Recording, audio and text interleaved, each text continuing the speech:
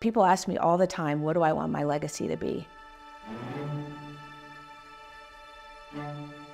I don't care.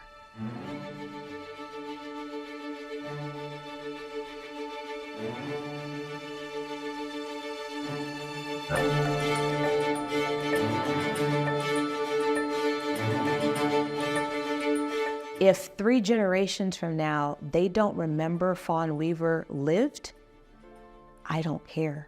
And that's the interesting thing, because I'm so passionate about cementing the legacy of Nearest Green, but I don't actually care about people remembering me. Maybe that's why I'm the steward of this story, that I was chosen to be this generation's baton holder of this story and building this brand to pass it to the next generation, is because I don't think about myself in the process at all.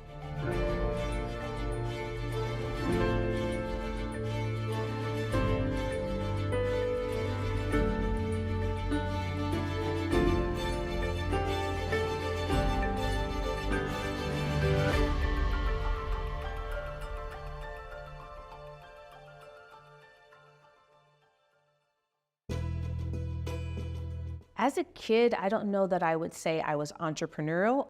I would say that people would have called me rebellious, as they did.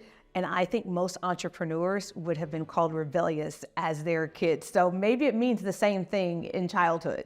If someone called our house, we would have to pick up the phone and say, it's a great day at the Wilson house. How may I help you? Well, what do you do if it's not a great day? And so I was that child that was like, I'm not going to say it's a great day. I'm not having a great day. And so there was just a nonstop battle with myself and my parents. And at the age of 15, they had a new baby girl, and they wanted to have an opportunity to raise her without there being a negative influence in the house.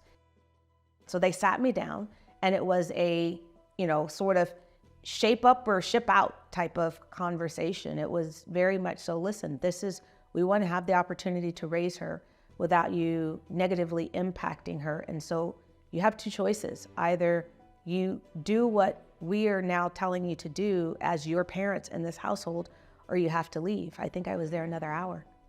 My mom says she remembers me leaving out with a backpack and a lunch pail. When I left home at 15, I dropped out of high school not too long after. And so I found myself at a place called My Friend's Place. And it's for young people. And then the only place that had a bed for me was Children of the Night. When I turned 18, I could no longer be at Children of the Night. So they moved me to Covenant House. And so at Covenant House, every day you go out with your resume, you go out and you look for a job. It's a requirement. You either have to go to school or you have to go out and look for a job. I went out the very first day, and I came back, and we have these campfire things that you would do, and everyone around the campfire was lamenting about how hard it is to find a job, and they went out and they put out this and that and this and that. And I sat there silent, because I went out and came back with 4 jobs. And I sat there and I was like, okay, I'm different. Beginning my first business at 18, I started with 2 clients, both paying me, I think, $5,000 a month. I thought I was really rich. But then you learn that your top line and your bottom line don't mirror one another if you hire a whole bunch of people. And I think I had, like, between part-time and full-time, like 10 people working with me, and I only had 2 accounts. And so it was very quickly before that ended up getting pared down to just me, right? Which is what most PR firms are when they're beginning. So now I'm finding myself on couches again. And at the age of 20, decided to try to take my life. They had to pump charcoal through my nostrils, and I will never forget the feeling of it going through cartilage in order to pull out all of the pills that I took and the alcohol. I remember sitting there and listening to the doctors talk around me, and I remember laying there and going, I have got to be here for a reason, because I've now tried to take myself out twice and have been unsuccessful both times. And so literally laying there in that hospital bed, I committed myself to figuring out, why am I here on earth? Back in June of 2016, on the cover of the New York Times International Edition, I saw this photo of this black man sitting to the right of Jack Daniel. I wasn't a Jack Daniel drinker. I had no idea who this black man was, but Jack Daniel is one of the most ubiquitous brands around the world. And so I knew what Jack looked like. And the headline said, Jack Daniels embraces a secret ingredient, help from a slave. But then when I began to dive into the story, something else began to be peeled back. That photo, taken around 1904, that photo was cropped. I got the original photo. That black man isn't just to the right of Jack Daniel. That black man was centered.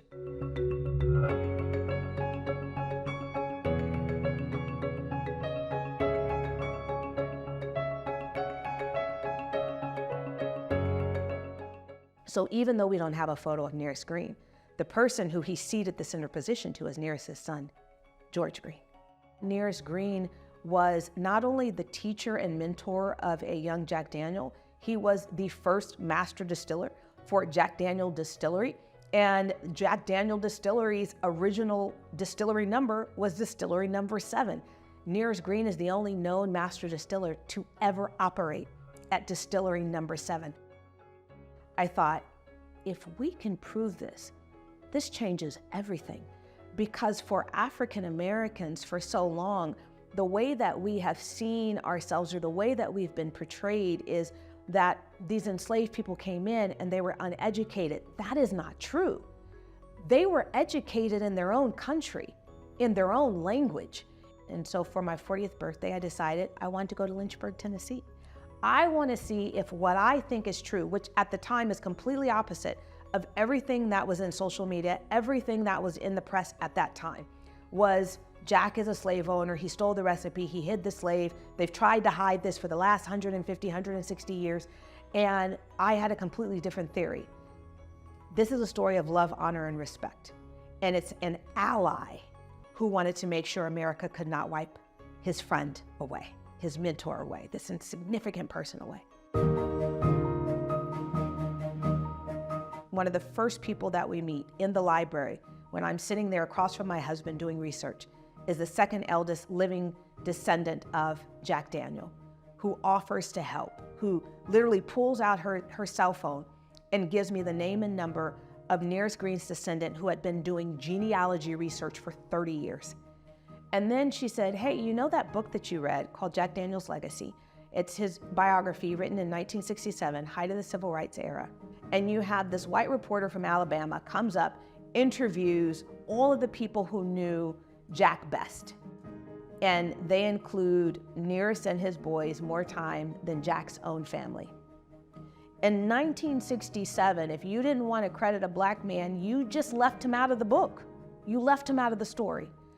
I shared this with Jack's descendant, and she's like, yes, we all grew up together. The story that's out there is not the true story. And so in that book, a lot of it takes place on this farm, this 313-acre farm right in the hills above Lynchburg, Tennessee. And she says to me, hey, you know that farm? It's for sale. At that time, I thought this could be a book, this could be a movie. Within a week, we had made an offer, it had been accepted on that property. And now all of a sudden we're going, well, what are we gonna do with this? The realtor who took us is a descendant of Jack Daniel, who took us to see the house. Turns out she had been in the family business her whole life. She had retired after 31 years as the head of whiskey operations for Jack Daniel. And she says, hey, I know you're gonna do a book and you're gonna do a movie, but if you ever decide to put his name on a bottle, I'll come out of retirement to make sure you get it right. The serendipity of everything that was happening, the only thing I could do was literally look to the heavens and go, all right, Jack and Nearest, what are y'all doing up there?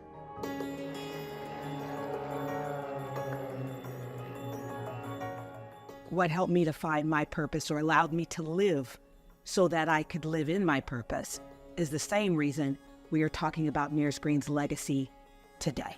Because the only difference between Kentucky bourbon and Tennessee whiskey is what Nearest Green taught: charcoal filtration.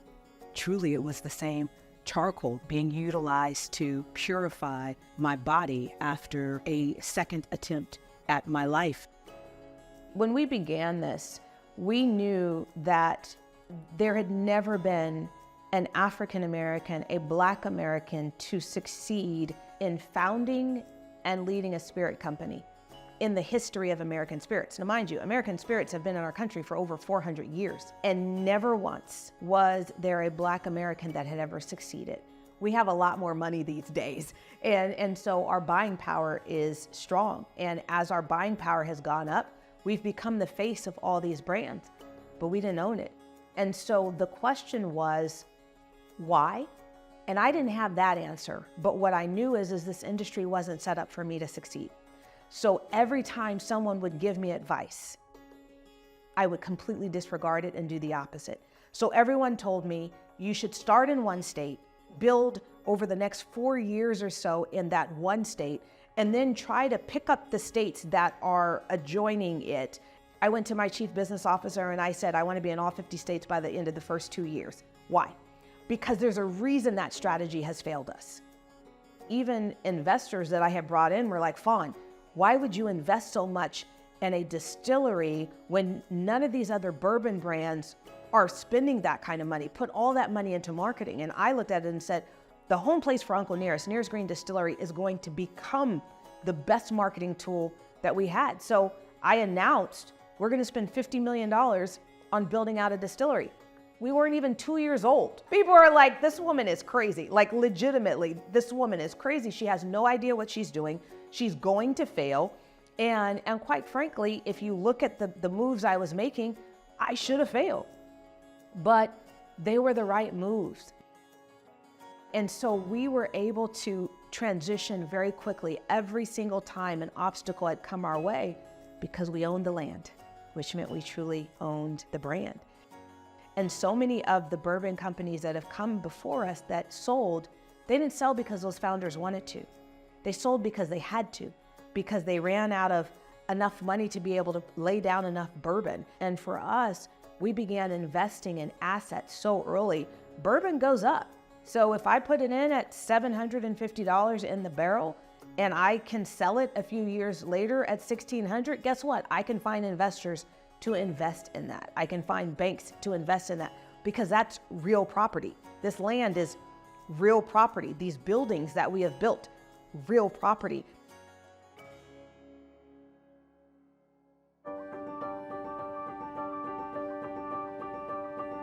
Having a Black-owned company pass to the next generation, we've not done that. Every generation of Black Americans have started from scratch. Every single one. And now we have the opportunity to set the next generation up to not have to start from scratch. Diageo, Bacardi, Brown-Forman, LVMH, every single spirit conglomerate in this country, 90%, if not more, of the volume of alcohol sales, all come from these spirit conglomerates, all founded by white men, all still chaired by white men, led by. And so having the opportunity to build a spirit conglomerate, the very first ever to be built by a person who was not a white male, that can't happen with just Uncle Nearest. That has to be whiskey, there has to be cognac, there has to be tequila, there has to be vodka. And so Uncle Nearest is one pillar in this house that will pass to the next generation. This industry has an over 99% failure rate for new brands that launch. I'm one of the 1% to succeed. It would have been so easy to sell it for $1 billion and just go, I'm just gonna rest. But to know that my purpose is so much greater and that no matter how hard it was, there wasn't a price that they could buy this company for, and that I've stood my ground even when people were like, she has to have a number. She has to have a number. They've thrown every number at me and gotten the same response. No. That's what I'm most proud of.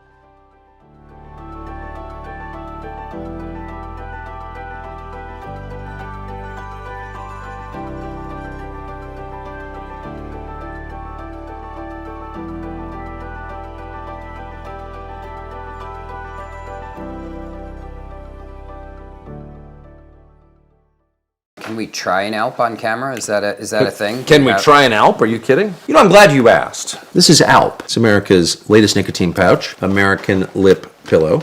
I double up. I put 2 tins in at once. And I do it the traditional way. Yeah, what's that? With my tongue.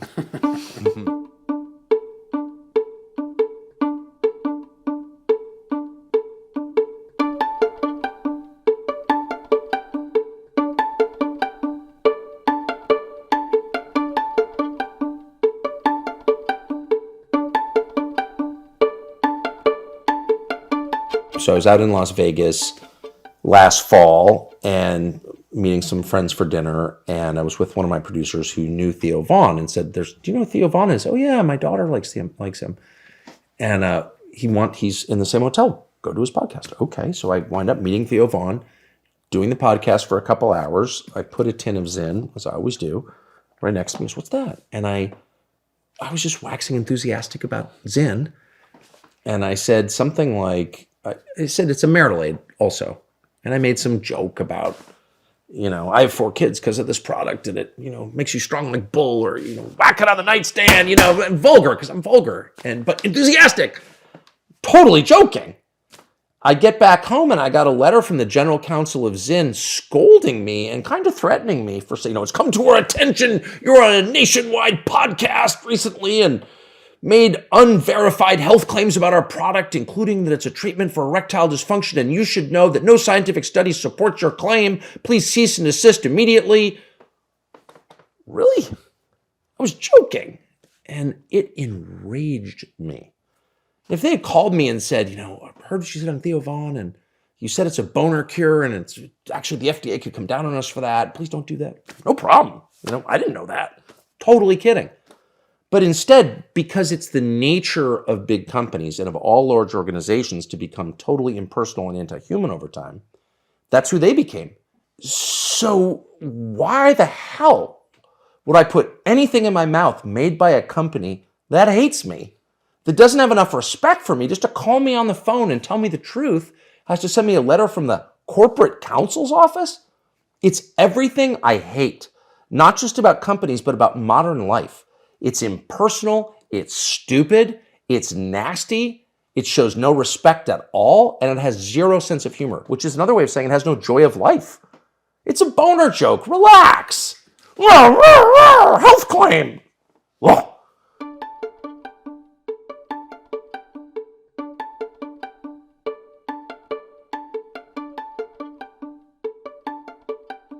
So I called my college roommate, who's my longtime business partner, because I trust him and love him. And I said, and we were starting this media company, and it was going pretty well. We were not planning on getting into the nicotine pouch business at all. I've never been in any kind of business. I've always worked for a big company, and that's how I know how horrible they are, and that's how sick of it I am. Totally sick of it. And I said, I'm so mad about this that, and by the way, I don't think Zyn's that good. I mean, it's better than, trying to light a Marlboro in an elevator. That doesn't work anymore. But I don't think it's that. I think they just they were the first on the scene, and so they're dominant. Let's compete with them. And I just want to be clear, I'm not making a political pitch on behalf of Alp. I'm not saying if you vote for this candidate, this is the product for you. I'm saying if you don't want politics in your mouth in the first place, you don't want a lecture from somebody in the HR department, you don't want to buy a product that's like super connected to some political party, either one. In the case of Zyn, it's the Democratic Party, but it could be the Republican Party. I'm just not into it. How about a non-political nicotine pouch? And you can consume that with your non-political beer, and then get in your non-political car and drive to your non-political house and just live a normal life. And laugh at boner jokes once in a while. It's okay. That's what I want. Obviously, you've endorsed Trump. You've done at least maybe 4 speeches for his rallies. Yes. Could people say the same thing? Absolutely. Absolutely they could. Yeah, that's totally fair. It's one of the and by the way, there are all kinds of other things about me that people might not like. Not just the candidate I'm voting for, but I don't know, the weird clothes I wear, or the way I talk, or my high-pitched laugh. I don't know, there are all kinds of potential turnoffs, you know what I mean? I think the product is better. Well, it is better than Zyn. Try them both. And I think it'll rise or fall on the basis of that fact. So yeah, I think it's definitely a two-edged sword. I mean, again, I have a big platform. People will hear about this because of that platform. That's a good thing.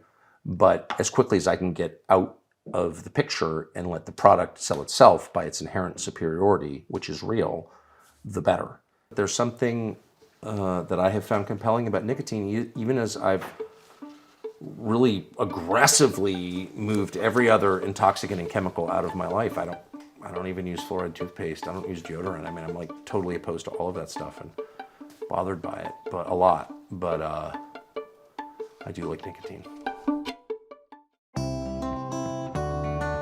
Jack's time in the military really set the foundation of our culture because he was flying off aircraft carriers. That was dangerous. They didn't have radars. It was about mission, discipline, teamwork.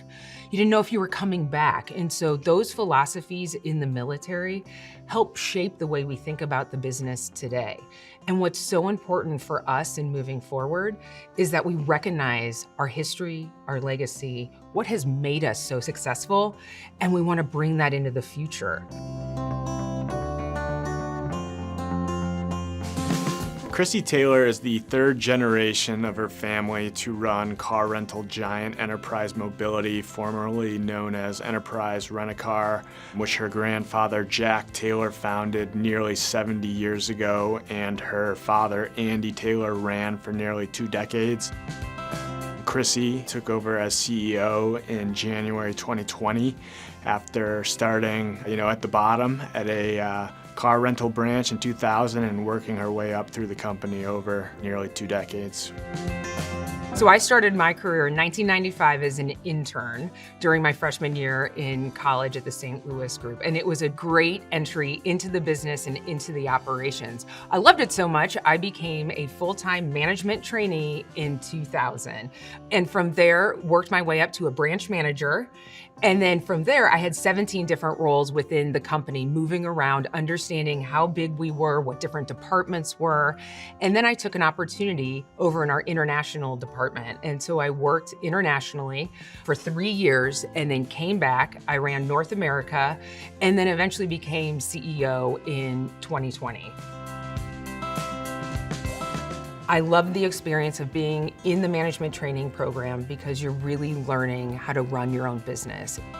You are being your own entrepreneur and you are developing marketing plans. You are driving customer service. And so it really is getting your MBA and running your own business when you become a branch manager. And so the management trainee is a critical piece of the puzzle when we think about the growth at Enterprise Mobility.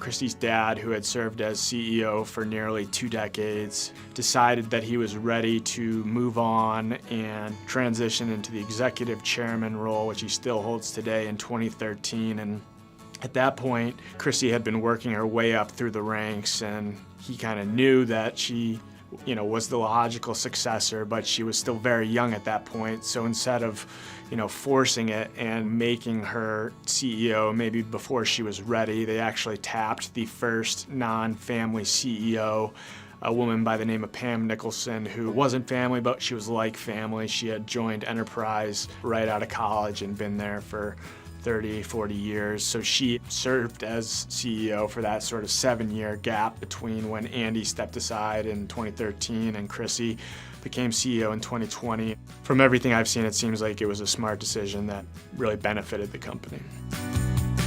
Pam has always been a huge supporter of mine, a mentor, a trusted friend, and she taught me how to operate the business. We were going to Europe. We needed to make sure that our European team was successful in any country that we operated in. We needed to make sure that we were growing the business, we were promoting our employees, they had the tools to be successful, and then we were providing great customer service. And so Pam was a true illustration of our 4 core areas and driving the business forward. Our company is successful because we are privately held, multi-generation, and we invest for the long haul.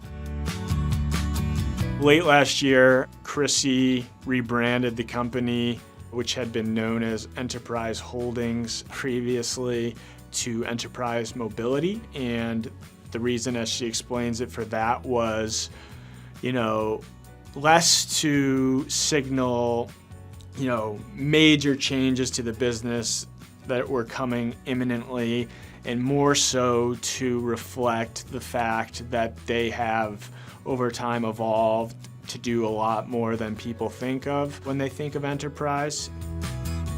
Traditional car rental, we estimate, accounts for about 2/3 of their sales, but the company does a lot of other things accounting for that other 1/3 of sales. They rent trucks, they sell and lease cars, they even have, a software like Integral, which is used by insurance companies and parts makers and auto shops to really streamline the post-accident communication process.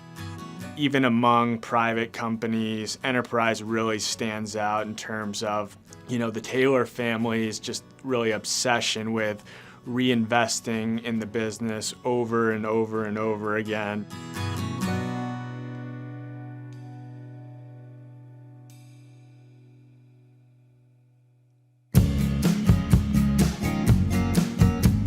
We changed the company name to Enterprise Mobility because it better describes who we are and what we do. So Jack Taylor, my grandfather, founded the company in 1957 with 7 cars as a leasing business, and today we have 9 distinct mobility lines. We're in over 90 countries around the world, and we have 90,000 amazing employees. And so we have grown, we have evolved, and so Enterprise Mobility better tells the story of who we are and what we do, and that positions us for the future. They've actually taken a very cautious approach to EVs relative to some of their peers, which has turned out to be prudent, as Hertz in particular has found that racing into EVs was maybe not, they sort of got ahead of customer demand there. Chrissy is, through their venture arm, Enterprise Mobility Ventures, really pushing her team to look at what's out there. And so they're investing in companies that may play a role in the future of the mobility space. As it relates to EVs, they're investing in companies that work on electric charging stations. They have investments in companies that are doing work on autonomous driving. And then they're looking, even further out and starting to think about what might happen with things like nuclear fission and hydrogen, and who are the companies in that space that would make sense to partner with. We are prepared for EV, we could be prepared for autonomous vehicle. Whatever technology comes, we really want to make sure that we're putting the customer at the center of all of that and grow our core businesses. That's when we're successful, and that's what we've done for over 65 years.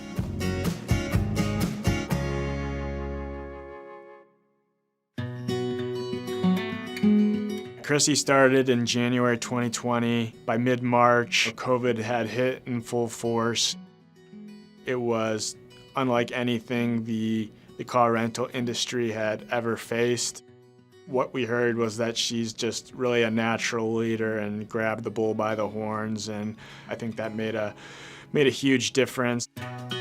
She had to make some tough decisions. There just simply weren't enough cars, so they had to make the decision to close down a bunch of their retail branches to focus on their business-to-business customers, which account for an estimated 2/3 of their sales.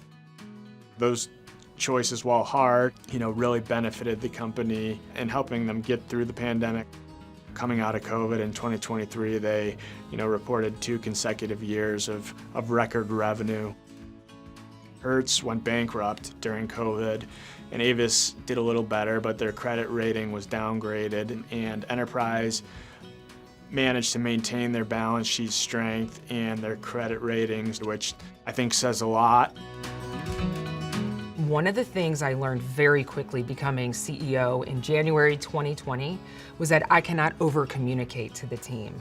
Over-communication, whether in times of challenge, concern, issue, and over-communication when we're in times of good and thanking people and recognizing people, you've got to do that. You have to do that. And so my number one lesson that I have learned since being CEO in 2020 was I cannot over communicate, and I enjoy talking to our team, and it's the right thing to do.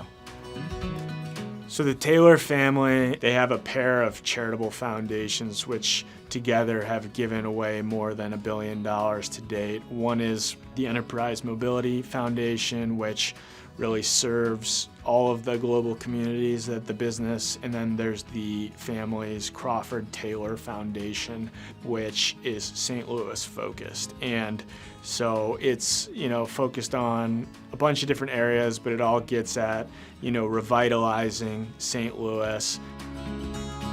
Another one of our founding philosophies is give back to the communities that have made us so successful. We brought an MLS team, City, SC, into St. Louis, and the community totally stepped up. Making sure we're giving back to the communities that have made us so successful falls right in line with our values. I told her, I said, I want to do this for a living. And I'll never forget, she said, what, like you can make fitness your career? Behind every great story of business success, there is usually one person, one supporter, mentor, investor, or even customer, without whom that success story might not exist. Bill Gates has Warren Buffett. Warren Buffett had legendary investor Benjamin Graham. And Sadie Lincoln has Mick DeLuca. Earlier this year, Sadie was named to the Forbes 50 over 50 list for her work in co-founding and growing Bar 3 from a Portland-based bar class into a nationwide wellness brand. And she says that Mick has no idea that he was the catalyst for this success. Sadie traces it all back to her days as an undergrad at UCLA. Mick mentioned to Sadie that she might enjoy going to a trade conference on group fitness.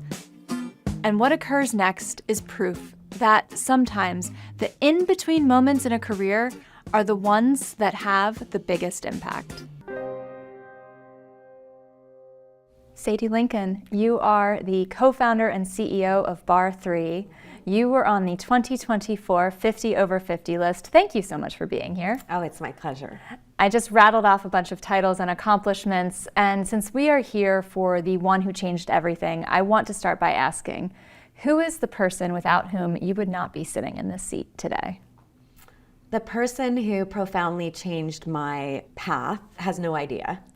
His name is Mick DeLuca, and he was an administrator at UCLA. He ran the John Wooden Center, which was the college recreation center, where I worked and kind of discovered my passion for fitness. So Mick worked at this recreation center. Do you remember the first time you met him? Did he make an impression?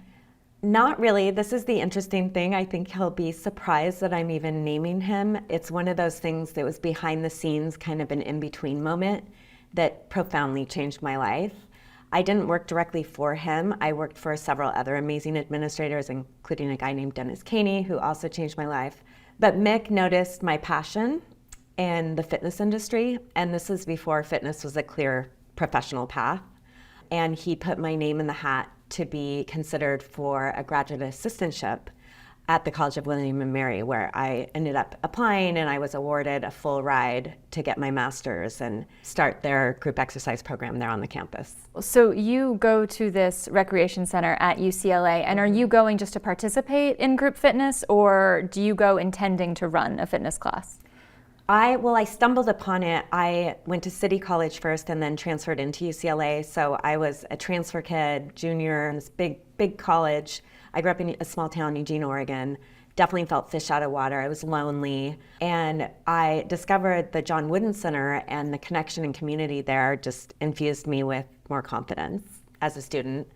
And then more importantly, I discovered the group exercise program, which I fell in love with. And I ended up going through the student instructor training program, and I became a step instructor. And this totally dates me, but back then we even had like records and tapes and like a microphone that you held. It was an explosive concept in the early 90s to teach step. And that's kind of where I got my start, my passion. And I might be dating myself, but I hear step and I think step dancing. But is this the step, the little Yes. platform you step on Yes. and you step off, like kind of jazzercise? Sort of, yeah, but on a platform, yeah. Interesting. And did you have a dance background, or what got you into group fitness in the beginning? I went to art schools, kind of a alternative education, but not seriously. I didn't have a serious love for dance. I was never an athlete, but I loved the energy of exercising together in a group, and the camaraderie and the feeling I would get afterwards really just stuck with me. I remember at one point, the woman that taught the later class, which was the like prime time class, she was amazing. I totally looked up to her. She was a little bit older. She was about to graduate. And I told her, I said, I want to do this for a living. And I'll never forget, she said, what, like you can make fitness your career? You know, it was so unusual to think that I wanted, to do it for a living. She went on to Anderson Consulting, and, most of my friends were doing more of that professional path, but I just had a feeling that there was going to be something really special in this whole group exercise thing. So you were convinced there was something special, and it sounds like Mick saw something special in you. So he writes your recommendation for the William and Mary program. And we did have some interaction. So I do remember meeting him in the hallway, and I was sort of excited because he was the big guy. Like, he was the top guy in the rec center. So I was always excited to talk to him. And I remember him telling me about a conference, which I was even like, what's a conference? Like, I'd never been to a conference before. And he sent me to NERSA, which is the College Recreation International Association. He sent me there. I think he went with me, introduced me to people there, kind of shepherded me through the process of networking, sharing my dream, my vision as a student, and ultimately believing in me enough to share with me that he thought I could do this in graduate school. And potentially, my thought was I might run college recreation centers myself, or maybe just the group exercise part of the business. I see. How do you then become the founder of a boutique wellness brand? What are the intermediary steps there? You have made fitness your career. Yeah, it's been my life. It really has, and it really did start there. Right out of grad school, I landed a job with 24 Hour Fitness, and at the time there were 25 gyms. And I, at 25 years old, my job was to scale the group exercise across those gyms. I thought maybe I'd work there a couple of years. I ended up working there 11 years. And I helped grow the company from 25 gyms to over 430. Really cut my teeth there, learned the business. I ended up working for the founder and CEO, Mark Maustroff, CEO at the time, and really learned what it was, the business, how to scale the business. The marketing side, the branding side was really interesting to me. But I also learned how I didn't fit in to that industry, and how I wanted to make something my own and create a product that really solved a need that I had personally. Why didn't you feel like you fit in? I felt lonely in the big gym, and more importantly, I had this quiet shame. As a marketer, I was in the marketing department and branding department. Our primary way of selling a membership was the before and after picture. That if you come to this gym and you do these things and you have these supplements and these products and you do it in this order and at this time frame, right, you will get to this ideal, this imaginary future picture, which is usually of someone else, right? It's not even of ourselves. But even if it is of ourselves, there's no such thing as our before or our after. They're both imagined. What was missing for me was a feeling of presence. And I was chasing and fighting with my body to shape it into this imaginary ideal. I think a lot of us have learned that fitness is about becoming something other than we are. We're not enough as we are, so we need to do these things to be winning, to be achieving, to be attractive.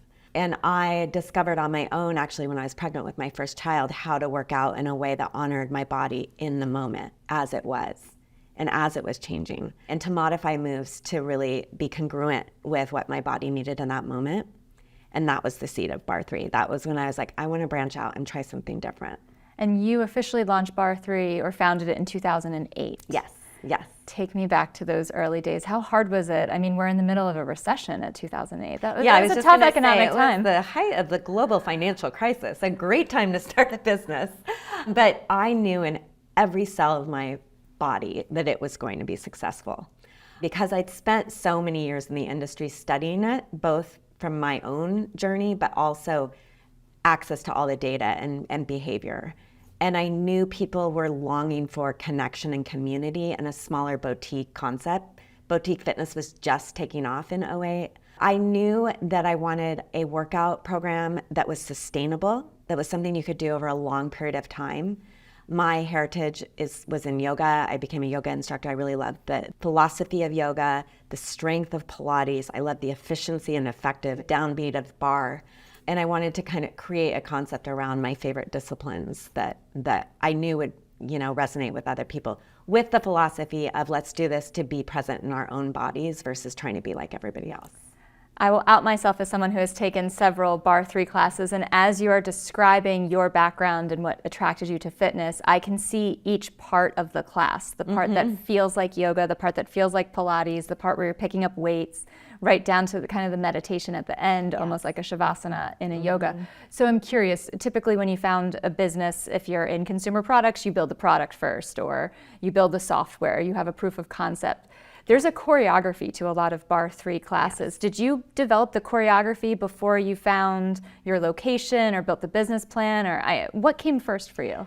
I'm a doer. I create as I move, literally and figuratively, but I'm as I move. So my husband and I are co-founders. We moved from Oakland Hills to Portland, Oregon with this business plan. So we wrote a business plan. We did our research. We had an idea of what we were going to do. And I had been teaching for 15 years. So I was starting to put together sequencing and a real designed class around body balance and everything I wanted to accomplish.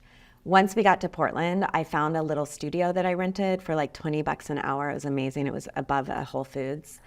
And I started to teach free classes, and I was designing the class in motion with my clients and just, discovering how I could fine tune and adjust and put it together. One thing that differentiates Bar 3 to this day is it isn't a rigid system. We designed it, and I say we because it's always now been a collaboration, to have variety and flexibility and to honor the latest science and what our clients' bodies need versus being, honoring a heritage and being really rigid within that heritage, which is different than yoga. It's different than classic bar. It's different than classic Pilates. It really is about changing and evolving. So it's kind of a living, breathing class to this day. You have nearly 200 locations right now, and all the franchisees are women. All these franchises are owned and operated by women. When did that become part of the business plan?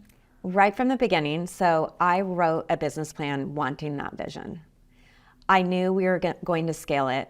And I knew I wanted to do it with other women because I knew they were the ones that would authentically resonate with the product.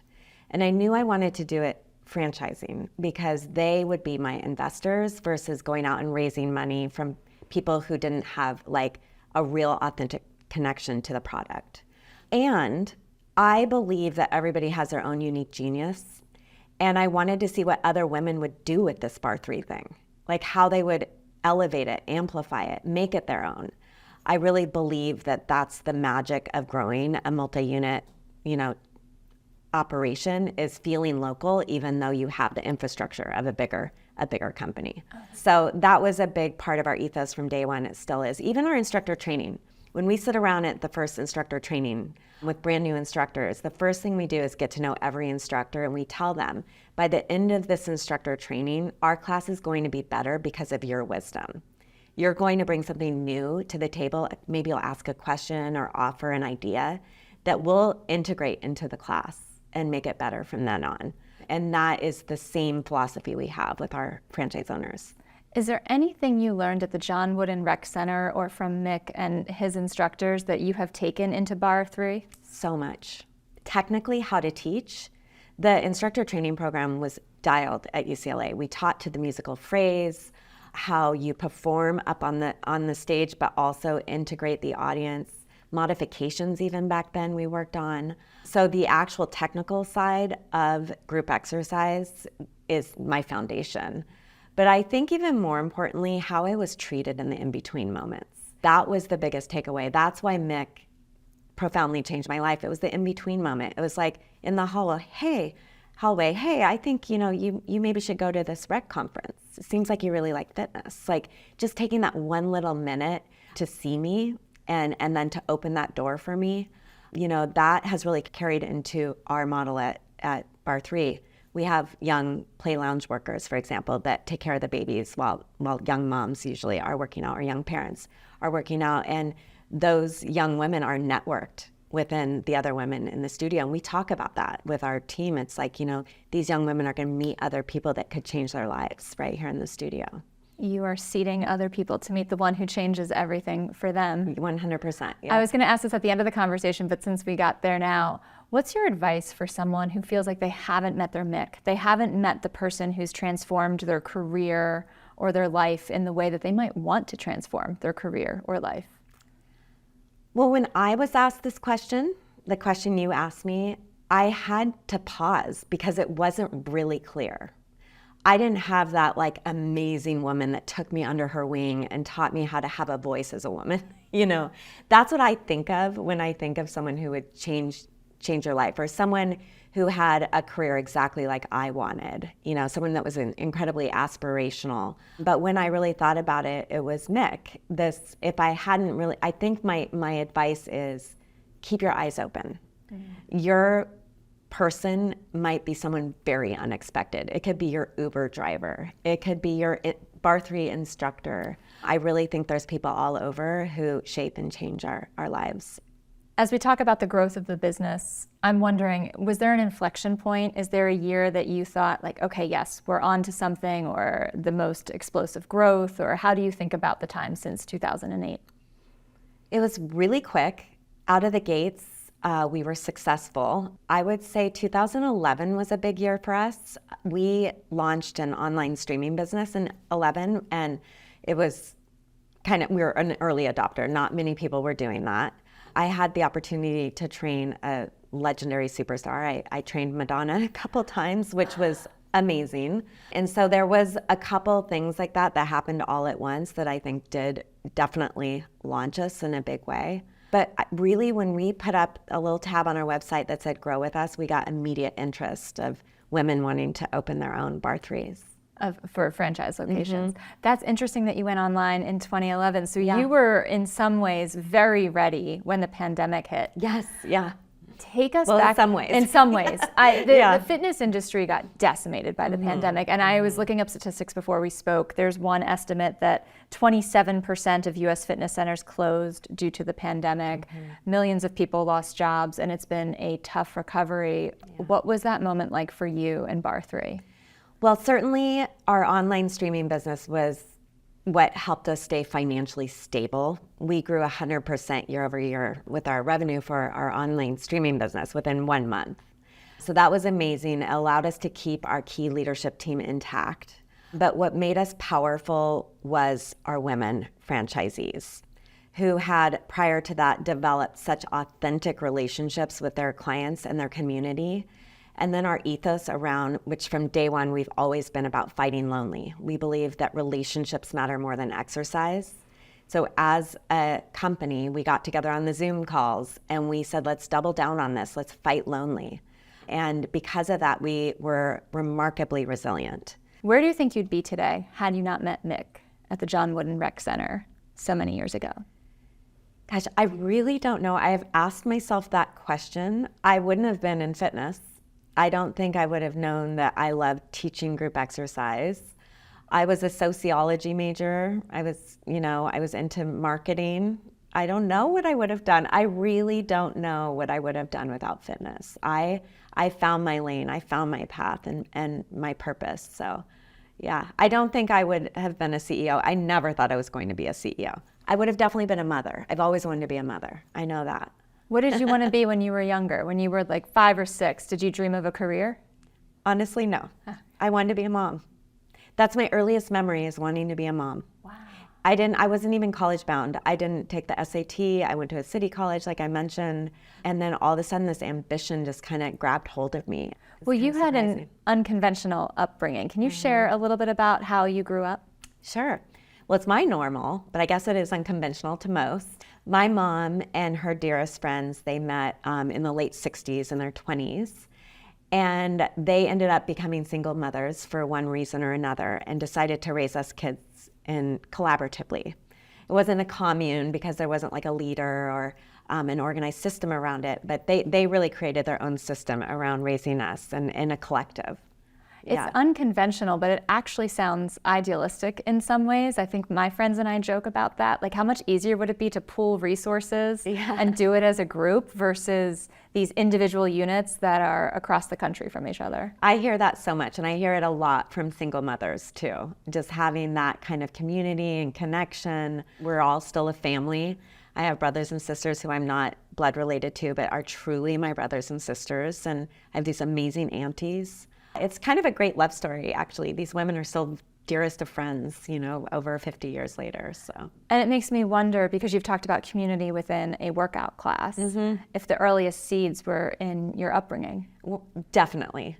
I really discovered that later, that I unconsciously built a company that reimagined how I grew up. We're a company of women in a circle supporting each other. It's all about collective wisdom. It's not about just one person being the answer. Those were all values that I imprinted my entire upbringing. So yes, absolutely.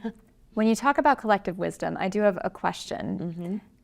Female founders get a lot of advice. Yes. Some good, a lot bad.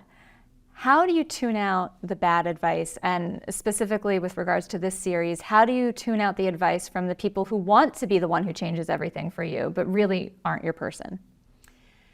Yeah, I think one thing I notice and that resonates with me is when someone experience shares versus telling me what to do. So in my experience, I found it really helpful to work with an executive recruiter to take my company to the next level. And I learned these things. I learned that this didn't work. I learned that this did work. And you might want to consider that, because that kind of advice gives me permission to take whatever I want from it. I've certainly had my share of advice that felt kind of demoralizing or patronizing. But anytime anyone shares from their direct experience, I kind of have the power to take what I want from that.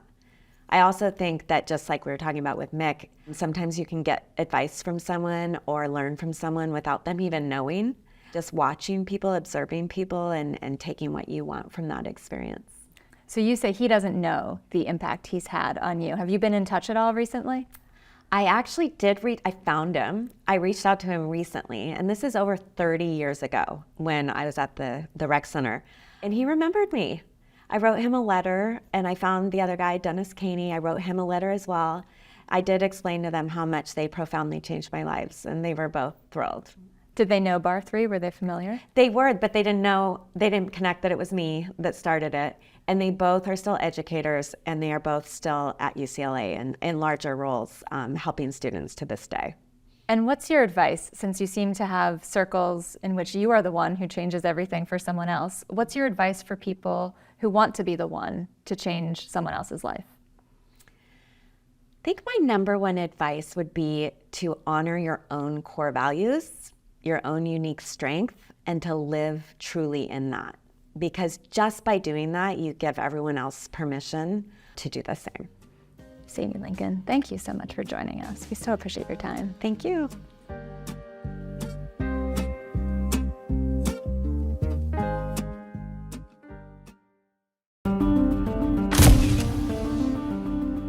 We at Shore Capital love partnering in industries where there is much more demand than there is supply.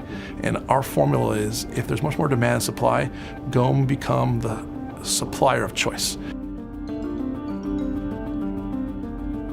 Justin Ishbia is the founder of Shore Capital, a private equity firm. It's based in Chicago, and it invests in middle America, sort of smaller mom and pop businesses, 20 million in revenue or less, in areas like veterinary or autism clinics, bakeries, companies all across America. And then it buys those companies, and it buys companies like them and rolls them up into larger and larger businesses. First talked to Justin because he'd opened a new fund that invested in industrials, which is an area that I cover. And that was a big change for him versus investing in healthcare, where he'd had his early success. And in talking to him, I thought his strategy was really interesting about how he had bought these smaller companies, which is very unlike what private equity typically does, and then rolled them up into bigger businesses, and just started talking more about that and his broader strategy, and found it fascinating. I was a senior in high school. It was the summer before going off to college, and my best friend's father's was a partner at a private equity firm. And I didn't know what private equity was. I just know my friends had a big house. So that's all I really knew. And over a summer, this gentleman explained to me what private equity was. He said that we buy companies, we help them grow, we hopefully bring new resources to them, and over a period of time, they'll eventually sell those companies. I heard that story, and I said to him, that sounds like an amazing career. I said, how do you do it? He said, look, it's hard to get into this industry, but here's the pathway. And so it was literally from the age 18 years old, I knew I wanted to do it from right then. Once I realized I could not play baseball, that was a bummer for me. But once I realized I couldn't play baseball, I said, okay, that's what I want to do, because I felt like you help bring people together, build companies, and bring resources together, build something pretty special. And so that was the origins of it. And the early days of Shore, I think when you go through hard things together, you look back on them very fondly. In those early days, we had a 1,200 square foot office. The rent was $1,200 a month. We had a website that was called the 2009 Recession Special. But I look back on those days, I long for them. I miss those days when it was 4 guys in a relative sweatbox. I was 31, my partners were 29, 28, and 27. We were kids, and we would tell people where to go build this, and we wanted to buy this. And they said, where's your money? Where's your track record? Who's the gray hair in the room? And we said, we had none of those things. But it's the heart, the grit, young, humble, and hungry. I think all those things together, and that's what we built in the early days. And over a number of years, the track record grew, the results grew, and then it became more and more clear. But those early days, those were the fun days. Those were the days when we were a team, and we still are a team, of course, today. But we were a team that we knew we had 3 chances to succeed, and if we didn't get it right, there was no future. One of Shore's biggest wins is Brightview, which runs addiction treatment centers, and it's based in Ohio. Another is Southern Vet, which is a chain of veterinary clinics that's based in Birmingham, Alabama. In both cases, the original business was small. Shore bought it and built it. In the case of Southern Vet, for example, it now runs 400 locations with $1.2 billion in annual revenue. So I originally met Jay Price through one of my best friends from law school, was his best friend in undergrad. And so it started with a text, and I said, hey, do you know anybody in the veterinary space? He goes, actually, my college buddy is a veterinarian in Birmingham, Alabama. And we flew down there to meet Jay, and literally the definition of Southern gentleman and humble. He's humble as they come, as smart as they come. And we had just closed our first fund. So this was 2014. We'd raised $112 million, so we were relatively modest in the big picture of the private community. And I think what Jay and myself, my partner Mike, aligned on was a vision where how do we create an environment that was a best-in-class place to work? Professional upside, professional training, financial opportunity, culture. And I think other clinicians, other veterinarians wanted to partner with not the business guy from New York who looks like this. They wanted the guy who's in the weeds, who's actually delivered a dog, who's actually done a surgery, he actually told someone that their loved one won't be going forward with them any longer. He did those things, and he was fortunate enough, we were fortunate to him pick us, and he picked us, and it was the beginning of a journey, and started out with just 3 locations. And today there's over 400 locations, and we've done dozens and dozens of acquisitions. And he's been, Jay Price is, I think, one of the most respected people in the industry. And it's because he is a clinician at heart and training. So we're big believers, if you can't measure it, you can't manage it. Our belief is that Shore Capital process. The system is a star. It's not about any one person. Our job is to create an amazing system where we can put relatively good inputs in, but have extraordinary results. And we tell our investors and our partners, we say, I don't promise you the outcome. I promise you the process. Private equity, especially in healthcare, has come under substantial criticism for increasing cost and decreasing services.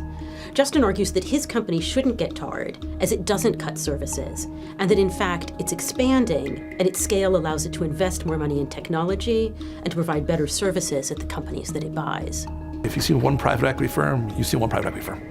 Everyone's a little bit different, and I always like to think about, my mom and I are super close. My parents were married for 50-something years. If you can't articulate your story and why you're doing something to my mom, who's a really smart, talented individual, then you can't break it down appropriately to be able to have the right partners. And so people think in terms of private equity, Wall Street, big deals, cover Wall Street Journal. It's a whole part of the ecosystem where we're partnering with Main Street.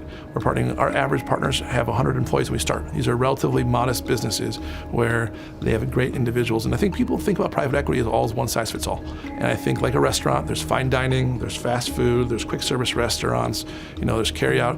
Private equity, I really encourage anyone, not just with us, with any private equity firm, get to know the people. And if I was ever considering a private equity firm as a potential seller, do references. Talk to their former partners. We're pretty confident in our results of our partners, but my dad always taught me one thing, and I think it applies to private equity. You get one reputation, use it wisely. And when you do hundreds of transactions like a firm has done, if your reputation isn't viewed as being honest, transparent, doing the right thing, you won't last very long. And so if I had one thing to say about people wrong with private equity, they assume before they know. Take the time to get to know.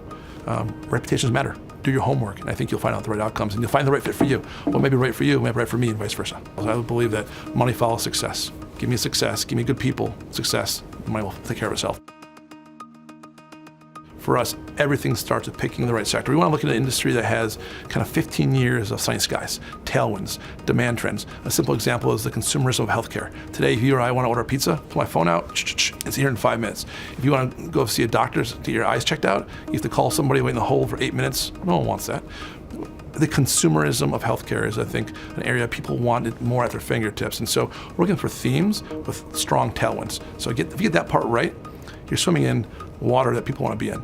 And then from there, it's our job, our primary job is finding the best in class individuals to partner with. Justin and his brother Matt are very close, and they're also very competitive with each other. While Justin didn't want to work at UWM with Matt, the two, along with their dad, bought a majority stake in the Suns last February. With basketball, Matt owns the larger stake, so he calls the shots. In soccer, where they own a minority stake in Nashville SC, it's Justin's decision. And Justin hopes that that will be the case in baseball. Matt and I, the first time we worked together formally has been with the Suns, and that's a relatively newer thing from us. We are very, very different. He has some amazing qualities that I don't have. I've learned a bunch. Matt is a lot more, I would say, quick to act and decisive in a very positive way.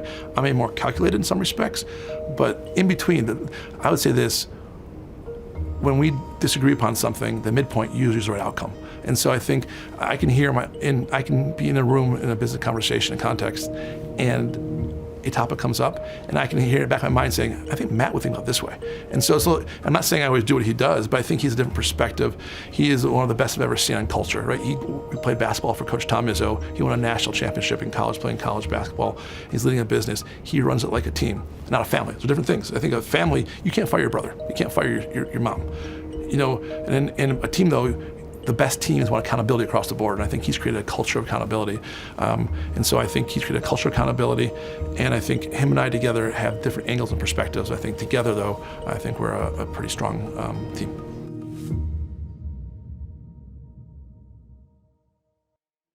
My real focus is on how do we get better at every single day, things we do. A buddy of mine here, we're in a small group, we talk about things all the time, and the word that I feel is win. And one measure of winning is financial money, but winning is impact on people. I love the win here that people want to work here over and over again. People don't want to leave the organization. People want to partner with us. To me, it's about winning. Money follows success. If you focus on the money part, I don't think it goes very far. So we grew up, like we never wanted for food, never wanted for a shelter, but it's not like it is today. And I believe that focusing on the task at hand, and people don't see the hard work that happened 20 years ago on a random March day when it's snowing out and it's 6 in the morning and you're getting up here and going to work, or you don't see the days 15 years ago when your peers are going on a 10-day vacation over spring break and you're kind of saying, I'm gonna keep grinding and doing what I'm gonna do.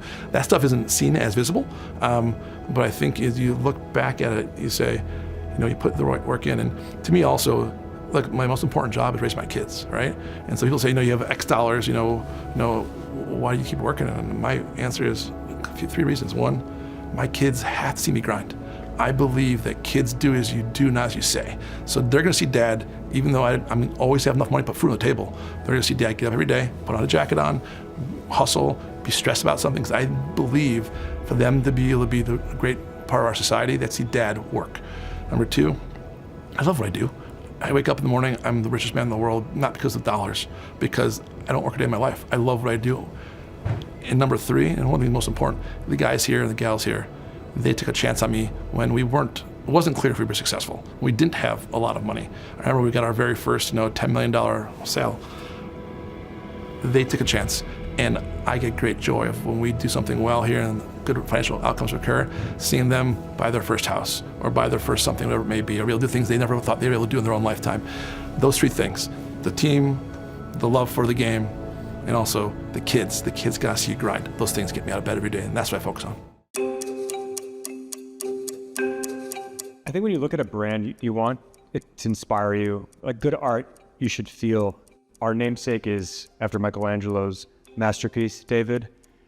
When you look at all the meaning that is in the sculpture of David and what it takes, really the idea of like sculpting something perfect. There's sort of like two values that come from that, which is around intelligence and discipline. We find those values are the same values we have with when it came to designing the product. If you've ever been there in person, it's like this magnificent, it has this aura and it's awe-inspiring. And so when you see a brand, you want it to stand for something. And I think there's no better symbol of that than David and what it takes to sculpt something. Peter Rahal, the 38-year-old co-founder of nutrition bar brand RXBAR, thinks about protein constantly, and not just for his own health. Rahal has been dreaming of creating a new bar since the day he and his co-founder Jared Smith sold RXBAR to Kellogg's for $600 million in 2017. Rahal made that dream a reality in September when he launched David, or as he calls it, the final protein bar. David claims to be the most protein-dense bar in existence and is backed by high-profile physicians Peter Attia, who is also a minority investor, and Andrew Huberman. So David is made of 28 grams of protein, 150 calories, and 0 grams of sugar. 75% of its calories coming from protein, which is the market leader. And the benefit is getting the most protein with as little of other things as possible. So it benefits a wide range of people looking for a meal replacement, people looking for a snack on the go. If you want a really efficient snack that is really value dense, the most protein possible, you can't get a better product.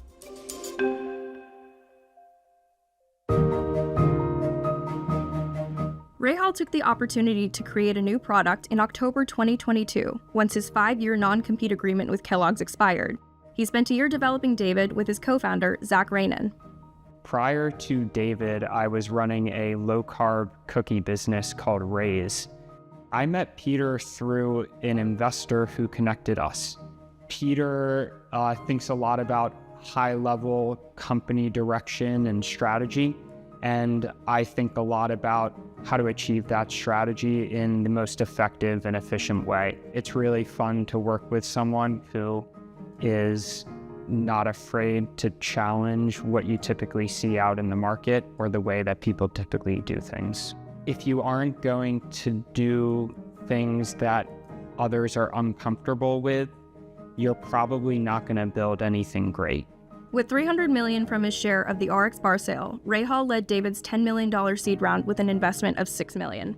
Rahal's second act now resembles the early years of RXBAR. With David in motion, he moved to New York in 2023 to build the business. We're building this company with the same values, so we're really laser focused on the customer, the product, and if it turns out if you do those things right, everything works out. When you're a first-time entrepreneur, you cannot fail, right? And so you just overdo it. You have a tendency to overdo everything. If you get the product right and get product market fit right, your margin for error is just much larger. The protein bar industry is growing, but it's becoming murkier to define as more companies start injecting protein into pre-existing products. The world's biggest candy conglomerate, Mars, started putting protein into Snickers bars in 2023. And in 2021, General Mills created protein bars from their popular cereal brands, Cinnamon Toast Crunch and Golden Grahams. Although Kind Bars never touted itself as a protein-based snack, the company caught on to the wave, releasing its first protein-forward line of bars in 2018. From the very beginning, Peter and I got together and said, hey, what is missing from the protein bar space? And what we saw was a highly saturated market, but not really a competitive one. And by that, we meant there are a lot of products out there, but not a lot of products that really deliver on the goal of what a protein bar should be. That was one of the biggest challenges, is how do you jam as much protein in something, making it machinable, and then making it delicious. It's super hard to do, actually. The current iteration of David includes milk protein isolate, collagen, and whey protein, and is held together with substances like allulose and polydextrose. It's a far cry from RXBAR, which used easy-to-pronounce ingredients, like eggs, and whose slogan was no BS. When we look at the core tenets of a healthy diet, we see really 3 that ring true.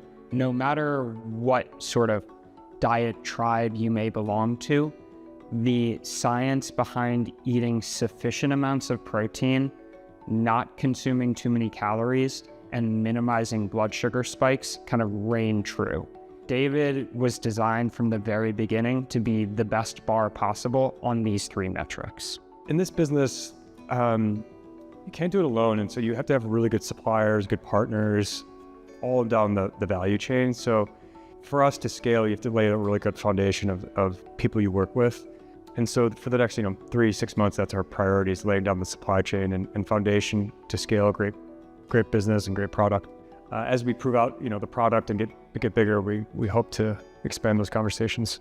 Based on revenues earned since launching David in September, Rahal expects to make $33 million for the company's first year, nearly $31 million more than RXBAR made in its first year. Bruno, Alex, thank you so much for being here with me today.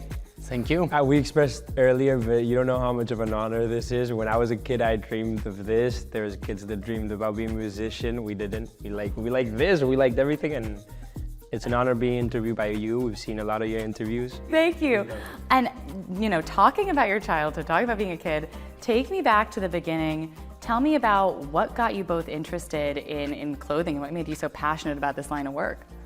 Well, at first, it wasn't obvious, no? It wasn't about clothing. I was born in Burgos, which is a very small city at the north of Spain, probably the coldest city in Spain. And in my family, everyone was a pharmacist. My dad, my uncle, my grandpa, my grandma, everyone. And they literally told me, you can be anything in this life as long as you're a pharmacist. So, and in reality, they gave me plenty of freedom to think, to be curious, and being so curious, I thought about making bikinis. That was the original idea. And then which didn't work out. I was super glad to meet Bruno, because otherwise the bikini thing, I don't think it would have been something big. It would have and taken then he told me to go and start a fashion company. Ooh. So how did you meet each other? We met through social media. I feel like it's the Gen Z energy, but we met through social media. I was living in Bali from when I was 12 to 18. He was living in Burgos, which they both start with B, but they're kilometers apart. And back in the day, me and my friends used to do YouTube videos about our life, and we kind of just wanted to show everything we did there. And we'd have like 200, 300 views maximum. But one of those 200, 300 views was Alex. Huge fun. It was fun. Huge fun. So we connected, we started following each other, and as soon as I finished school, then I got back to Spain. We met, and 2 weeks after meeting, we started a Nude project. Wow. Now, what was it about you two meeting and really collaborating that made you want to take the dive into entrepreneurship and start your own company? I think it was like when you're we started when we were 18, 19, no? You don't meet many kids that are super into entrepreneurship or are like talking about Gary Vee, Casey Neistat. We just had so many people in common, which were uncommon to have in Spain. And that's when we instantly clicked. And I was completely lost in life. I always felt like I'm already 18. I can't believe I don't know what to do with my life. This is so hard. Looking back is funny. And then I met Alex, and he just had a drive I'd never seen in a person. And I was like, if I want to do anything successful with my life, I better latch onto him and like be together, because it's my best opportunity of being able to do it. And that's when we started, we started a clothing brand. I think I like the term that we have a clothing company and an attitude brand, because what we try to transmit, at least to the people of the world, is that this is a lifestyle. This is, when we were kids, we were daydreaming about our dream lifestyle, and I think we're trying to portray that.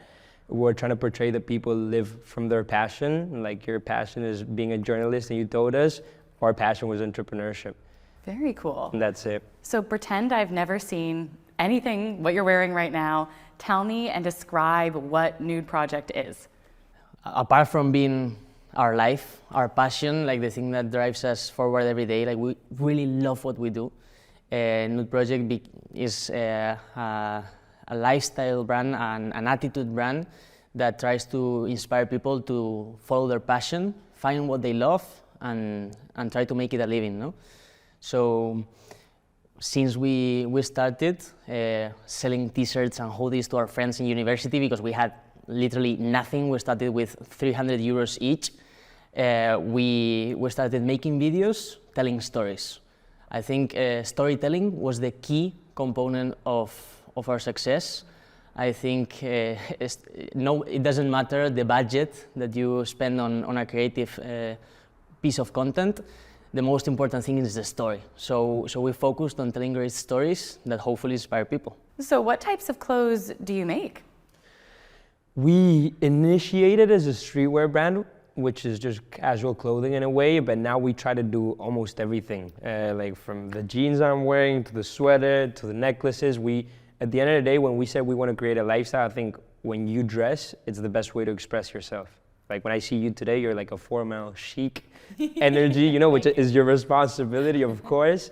And I think every day you go in your wardrobe, you choose who you want to be.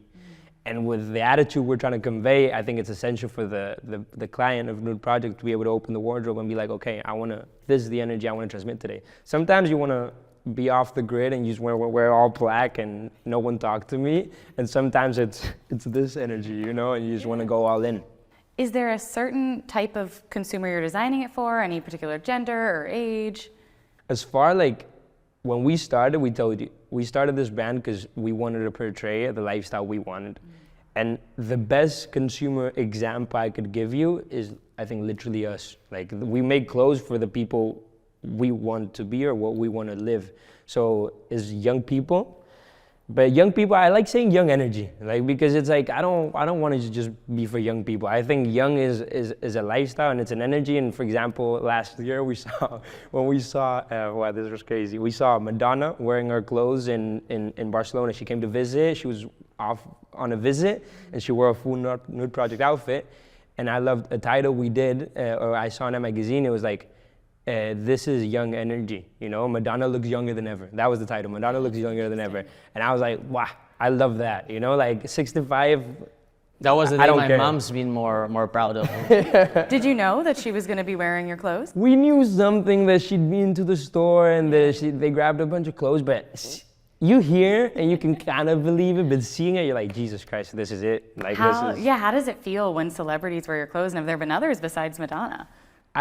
The coolest thing is just people that you look up to, you know, because I think like the term celebrity is quite wide, but when we see people that we've been seeing on the screen, or that we've been watching, or that we've been to their concert and they're wearing their clothes, it's like a recognition from a person you admire that you don't usually get, that gives you the little...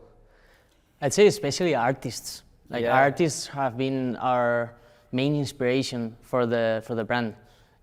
What do you like to say, that you're I'm a frustrated artist? 1000%. Me too. Like I had no chance in that space, but we were very, very inspired by these people. Like these guys are the ones that they are the influencers of the influencers. They are artists, are the people that shape culture.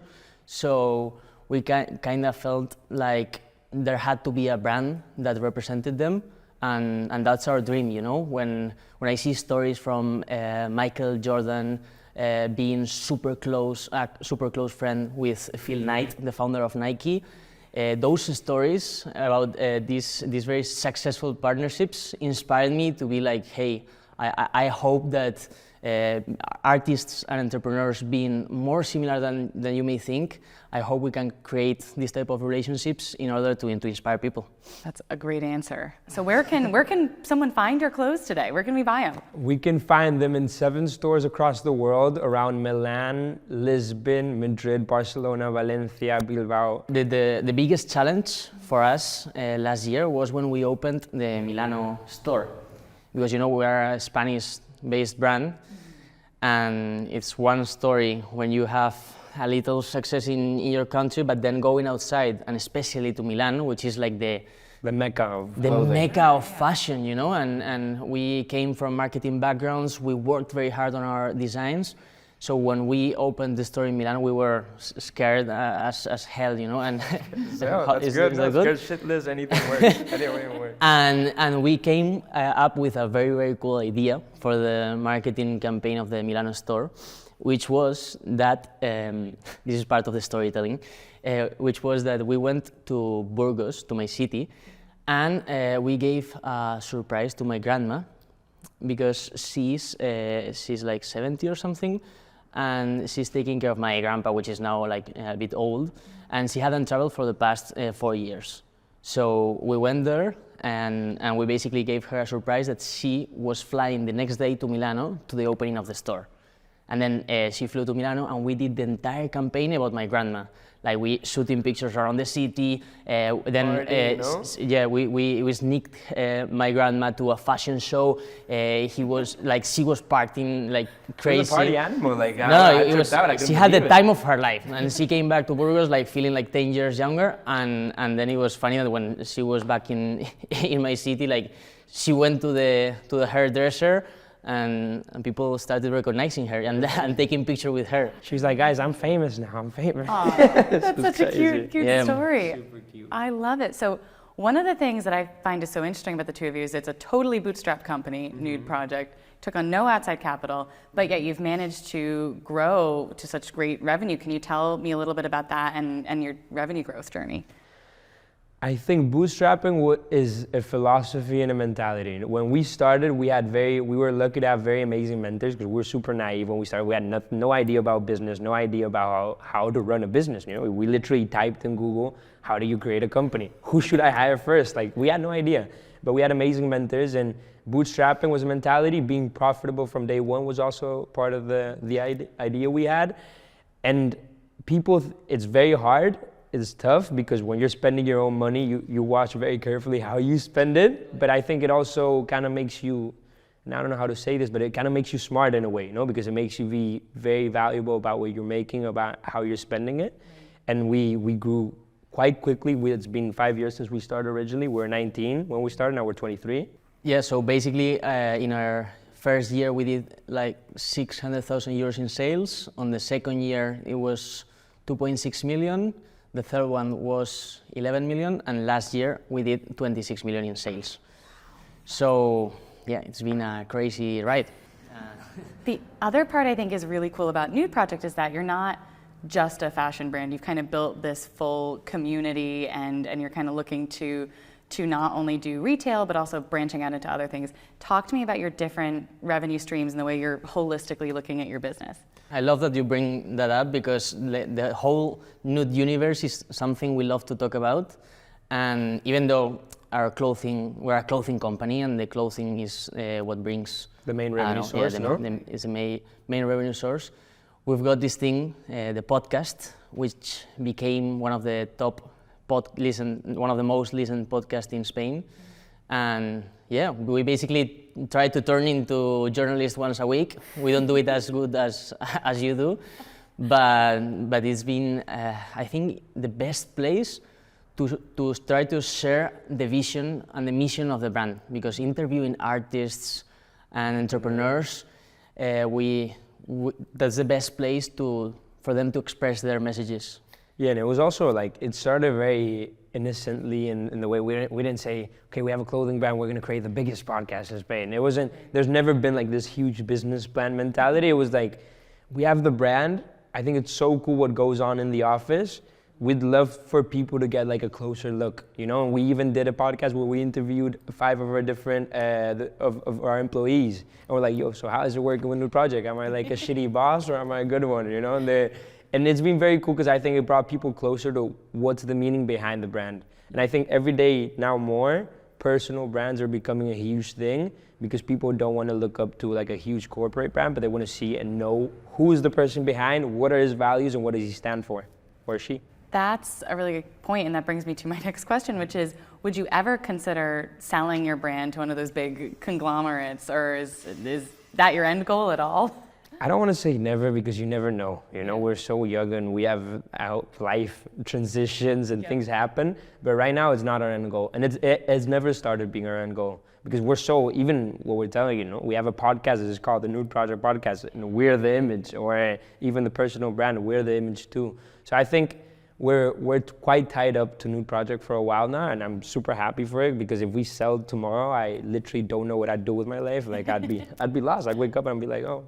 Yeah, I think we're fortunate of having set as one of our goals to create a profitable company since day one.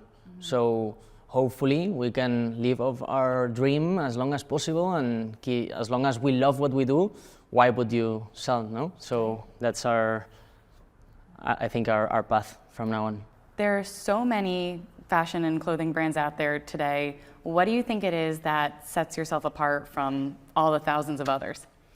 It's an amazing question, and it's very hard. And when we started, I think that was the big question for everyone. It's like, what are you gonna do? Why are you're making hoodies and t-shirts? Everyone makes hoodies and t-shirts. And the idea was always like, in the beginning, we didn't quite know yet, because I think no one quite knows in the beginning. But now when you look back and you connect the dots, a brand that has a podcast, that does clothing, that does events, that we have like this thing called the Nude Tour, where we do an event in different places around the world monthly. And at the same time, we've almost tried to create like a creative agency in-house, in our office, you know? And I think having that DNA, being able to be very liquid and change all the time and do things that feel true to ourselves is hopefully what keeps differentiating us and makes us have our own DNA, you know? Maybe the clothing can be similar to the others, maybe the podcast can be similar to others, but if you put the whole compound as such, I think that's maybe what is special, no? I'd also say that I think we went through a big transformation into the marketing and communications world. Basically, a few years ago, you could spend 200,000 euros on a production, on a piece of content, and you would just run this one piece of content through television. And now, suddenly, you need to make 5 pieces of content every day for every single platform. Right. And I think this came natural to us, but with this massive change, we had to adapt, budgets changed, so you had to think of content in a different way. And I think this was one of the main differentiators, for sure. That makes sense. So now can you tell me, what is coming up in 2024 that's really exciting you with Nude Project? Anything you can share? I feel like 2024 is a year of us growing up a little bit and growing into our own skin. You know, it's like when a kid grows, the fits don't even fit, the clothes don't even fit him anymore, everything's going so fast. I feel like Nude Project has felt like a little bit like that for us, you know? It's been so fast, everything's been so quick, that now this year is like, all right, we have to mature, we have to create a great C-level team, we have to make this a real company. It's not a game, it was never a game, but it's not, things are serious now, you know? Every decision we make has an impact, and I think that's been our biggest goal this year. We want to create a very solid brand identity and a very solid company to bring that forward, because last year we were everywhere trying to do everything, and it was amazing, and I think it's been part of the growth, but this year we want to solidify everything we've done. So you both started the company so young. What was it like trying to lead a company at such a young age, and was it hard then to hire people and be in charge of people who may have had way more experience than the two of you? As you may see, I'm just growing a beard now, so it was not, 19 was hard. And I remember, so there's a funny story about the first employee we hired. It'd been Alex and me for like 2 years all by ourselves trying to build something initially. And the first employee was a kid in my university class. He was very disciplined. He'd go to the gym at 6 a.m. every morning. I'm like, that's the guy I need, you know? I need someone that's serious about this. But I remember we sat down in my grandma's living room, which is where we worked at the time, and we're like, all right, this guy's gonna be here for 4 hours a day. How do we like even gather tasks to give him? 4 hours is a lot of time. Like, we don't even know what do we tell him to do? What should he do? We started Googling, okay, like what should your first employee be like as a clothing brand? It was horrible, but then it was a learning experience, a learning curve. And then you start getting confident about yourself of like, you need a team to be a business. Like a business is not an individual sport, it's a team sport. We can't do this all by ourselves. Even if we thought we were the greatest people on earth, it'd be physically impossible. So we need a great team. We have the A-team mentality, and especially as we grew, having to hire older people than us, people that were senior, people that had experience, it was a challenge, because when you're like a 19-year-old kid and you're like, oh, we're gonna be the biggest clothing brand in the world. They want to believe you, but it's kind of hard. I'm telling you from my grandma's living room, how are you gonna truly believe it?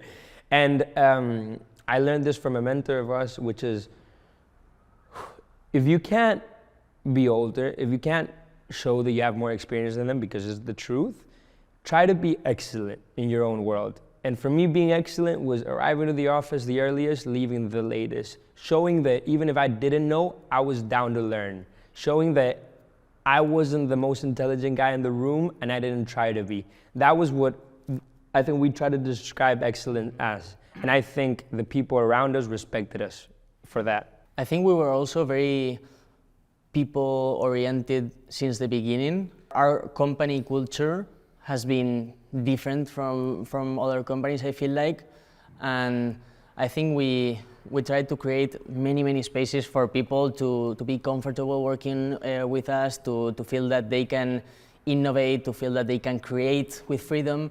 And in that sense, I feel like when you care a lot for people, good things happen. For example, our retail manager, he's called Mickey, and he basically was the first store manager of our first store in Madrid. And when he was, I don't know, like 13, his dad gifted him with a cash register machine. So basically, he was telling me this story, and now being him the retail manager, he's like, I'm living literally of my dream. I'm opening stores around the world, you know?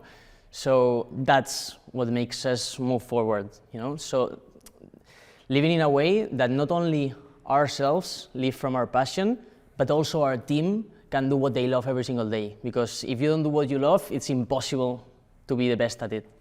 Yeah, and to add one more thing, because I think this question is great, is what we learned is that, and we like to throw a message to the world that entrepreneurship is not for everyone and the end-all be-all. You know, I think there's people that are born to be entrepreneurs, and that is amazing.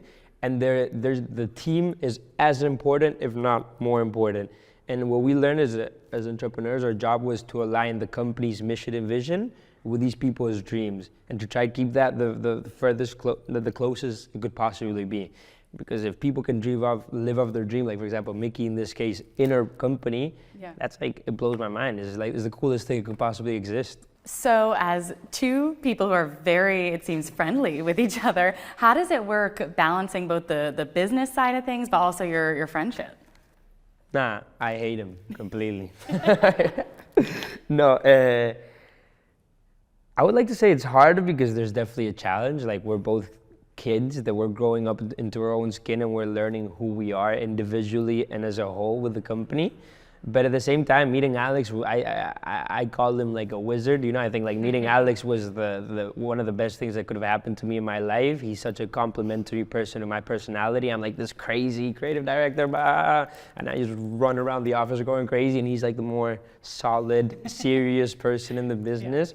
So being able to meet a person that adds so much to your life, and that you add your own thing to theirs, and it working out, I think is the best thing you can do when starting a business, because entrepreneurship is quite tough, and being alone in certain moments, it can get a bit dark. So being able to have a person at least that's next to you, and you're at least laughing at life, you know? You're like, life is a bit crazy, but hey, we love it, you know? I think we were fully obsessed since the beginning, working in this project, but I've been super glad to have a great business partner.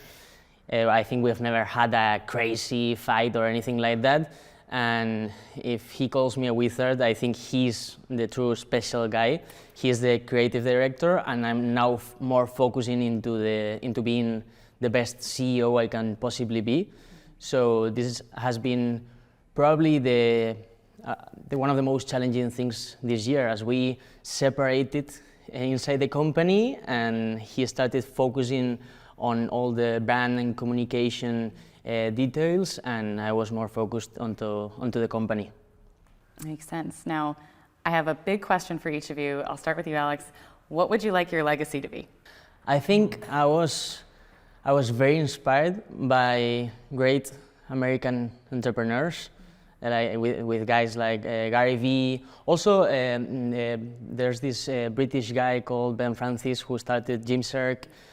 These were massive inspirations for me, and I feel like in Spain, entrepreneurs were more closed off, and having seen these people talk publicly about how entrepreneurship can be a way of living, this opened my mind to it, and I realized, holy shit, I'm an entrepreneur. Like, I was born to do this.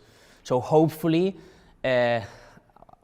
hopefully we create one of the biggest clothing companies in the world. We're going to work like maniacs for it, but hopefully we can leave a deeper message of both artistic and also entrepreneurship inspired, so kids can follow their dreams. Amazing. And what about for you, Bruno?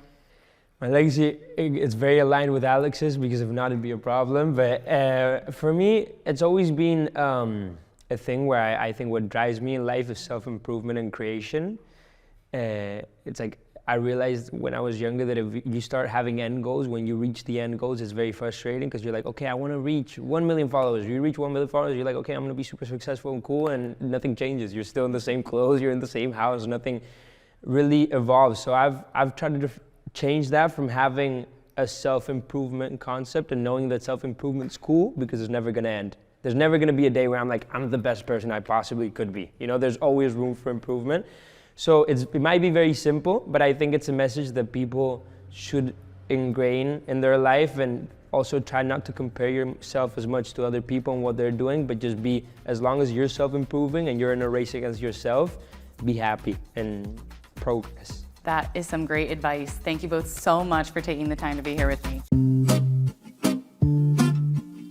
Behind every great story of business success, there is one person, one supporter, mentor, investor, even customer, without whom that success story might not exist. Bill Gates has Warren Buffett. Warren Buffett had legendary investor Benjamin Graham. And Shiv Bhakta has Chris Harris. Shiv grew up in Texas, surrounded by energy companies. When he was hired by ExxonMobil right out of college, it was the first time anyone in his family had held a white-collar job. His parents, immigrants from India, hadn't gone to college and instead built their lives in America as entrepreneurs. Shiv was thrilled to work at Exxon, but soon realized he was not keeping up with his peers. That's when Chris entered his life and completely shifted the trajectory of Shiv's entire career.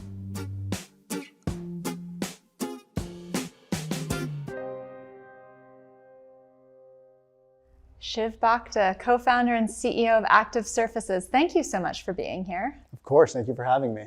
You were on the 2024 Forbes 30 Under 30 list, but you didn't start your career there. And we're here talking about career journeys for the one who changed everything. And so I want to ask you, who is the person who changed everything for you, without whom you would not be sitting in that seat? It's funny because a lot of people come to mind. My fiance, the team that we've built, the investors that are supporting us. And without them, this company and I wouldn't be where I am today. But I think the person that comes to mind at the very early part of my journey was my second boss, Chris Harris. He was your second boss, so he's not the person who hired you, correct? He was not the person that hired me. Tell me, how did you get in contact? How did he become your boss? What do you remember about that time? Yeah, so right after undergrad, I got my first white collar job, and not just mine, my entire family's first white collar job, because my mom and dad moved here from India in the 90s. And they were first generation immigrants. So they didn't go to college. My dad didn't finish high school. They were small and medium-sized business owners my entire childhood. So I grew up on the weekends and the evenings helping them. But then I remember being super jazzed and then not performing to the level I thought I could perform at, despite spending hours and hours more than my peers. And thinking, man, I'm spending all this energy. I'm really passionate about this work. I love energy. How come it's not materializing into something that's meaningful for both me and then my performance? And then Chris came along a year into my job, and he was transitioning from another job in Europe for ExxonMobil, and that was he was running multi-million-dollar capital projects. He came in with his family, and he became the supervisor because my old supervisor shifted roles, and that's when I think my career really took a different trajectory. What was the job you were doing when he took over your team? I was a cost engineer, so I was helping folks in the refinery figure out how much of this capital project costs, if you want to change a pump or increase some piping or change a tank. And you felt like you were not succeeding. Chris comes in, becomes your boss, and what does he do? What are the conversations you start having with each other? Yeah, Chris is really great at making sure that he's identifying the potential in folks, and especially in folks that are often overlooked. And I remember thinking, Chris is a great guy. He's a family man. He has 2 daughters, spends a lot of time with them. He's a fitness nut. He's super health conscious. And I'm thinking, man, this guy is not only really focused in his personal life and really spending time with his family, but also excelling at work. And I think most importantly, he truly values people and he unlocks their ability to achieve their full potential. Maybe the key lesson that I took away from that was, it's not that people are winners and losers, but that it's a manager's job to bring out the best in someone so they can be a winner. And I remember feeling like a loser that then became a winner in the company just because of his support and his direction.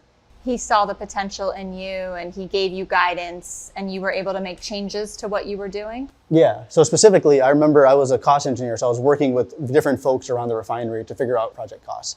And I think the skill sets that I had weren't perfectly meshed with that. So what he did was a couple of things. One is he helped me find and craft a new position, which is a big risk. Like he essentially lobbied for a new position to be created in his team that has never happened before and said, I think this position is needed in the company, and I think Shiv is the guy to do it. It was called a benchmarking analyst, where you work with project teams all over the world to say, should this project cost this much money? And this required data analytics, it required a lot of collaboration, it required a hustle to work with folks all over the globe.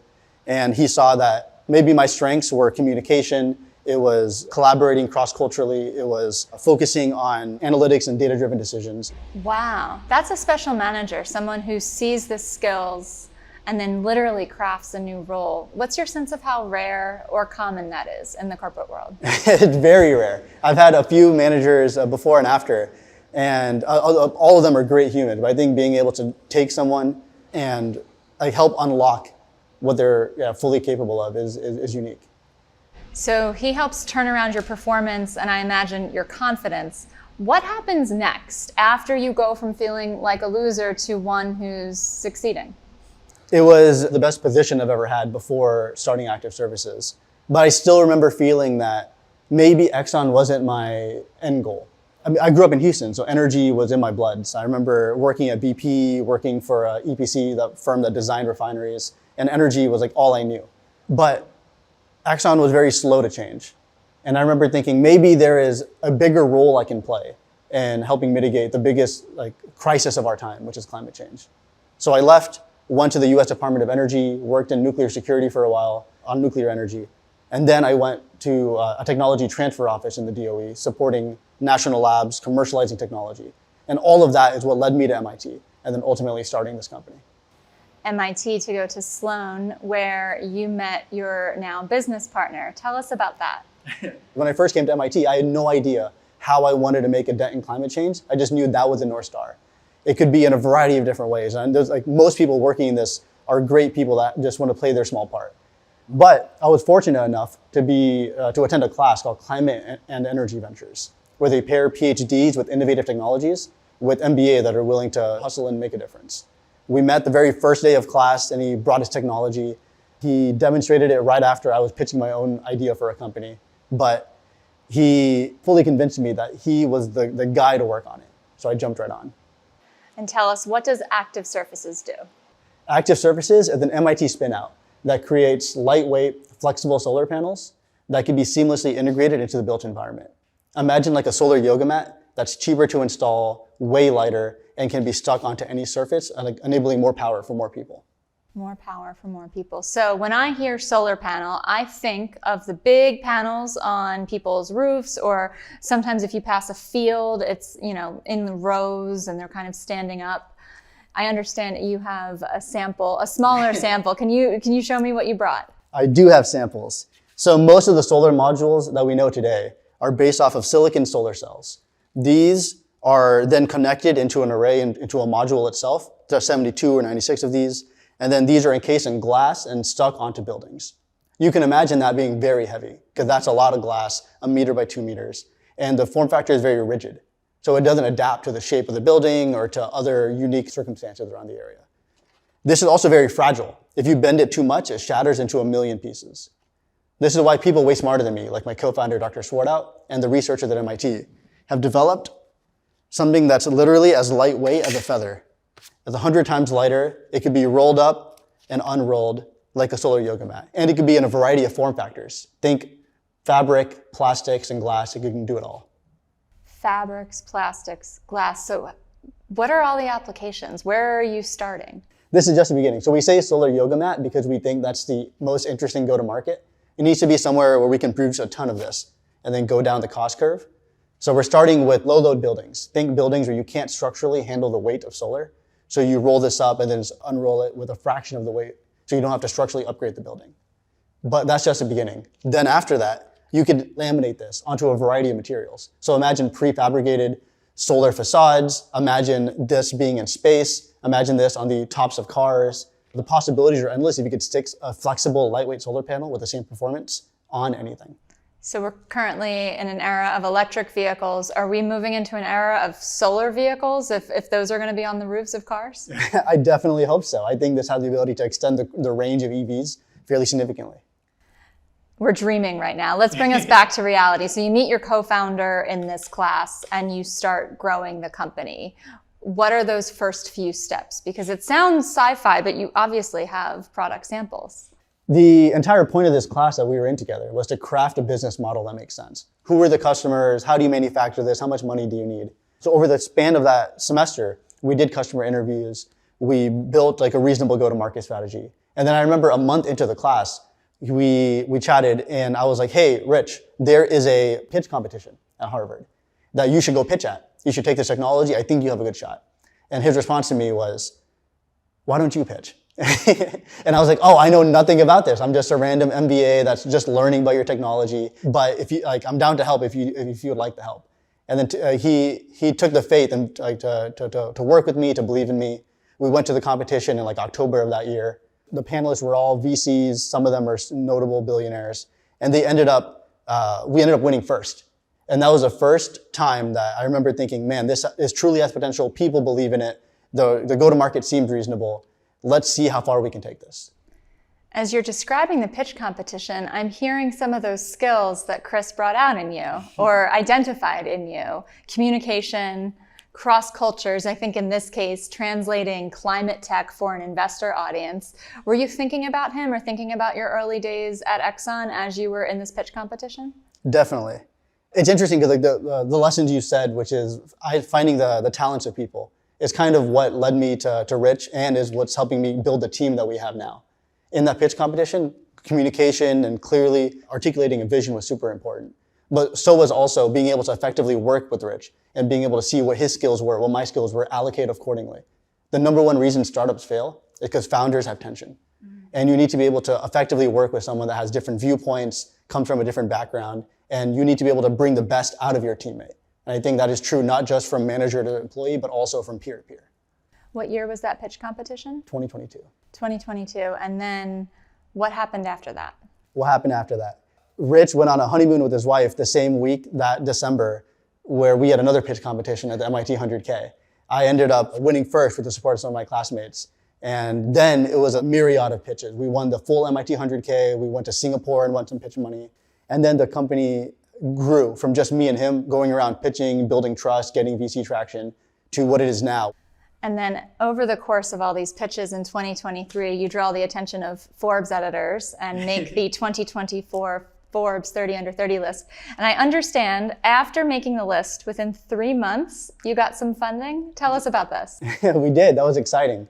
This is a very difficult time to be raising money. Right after winning these pitch competitions, we were thinking, man, people believe in us. The market seems to have a true pain point that we can help identify. And if this was at global scale, we can make a real dent on climate change. So having all of that conviction, we went out to VCs to raise money.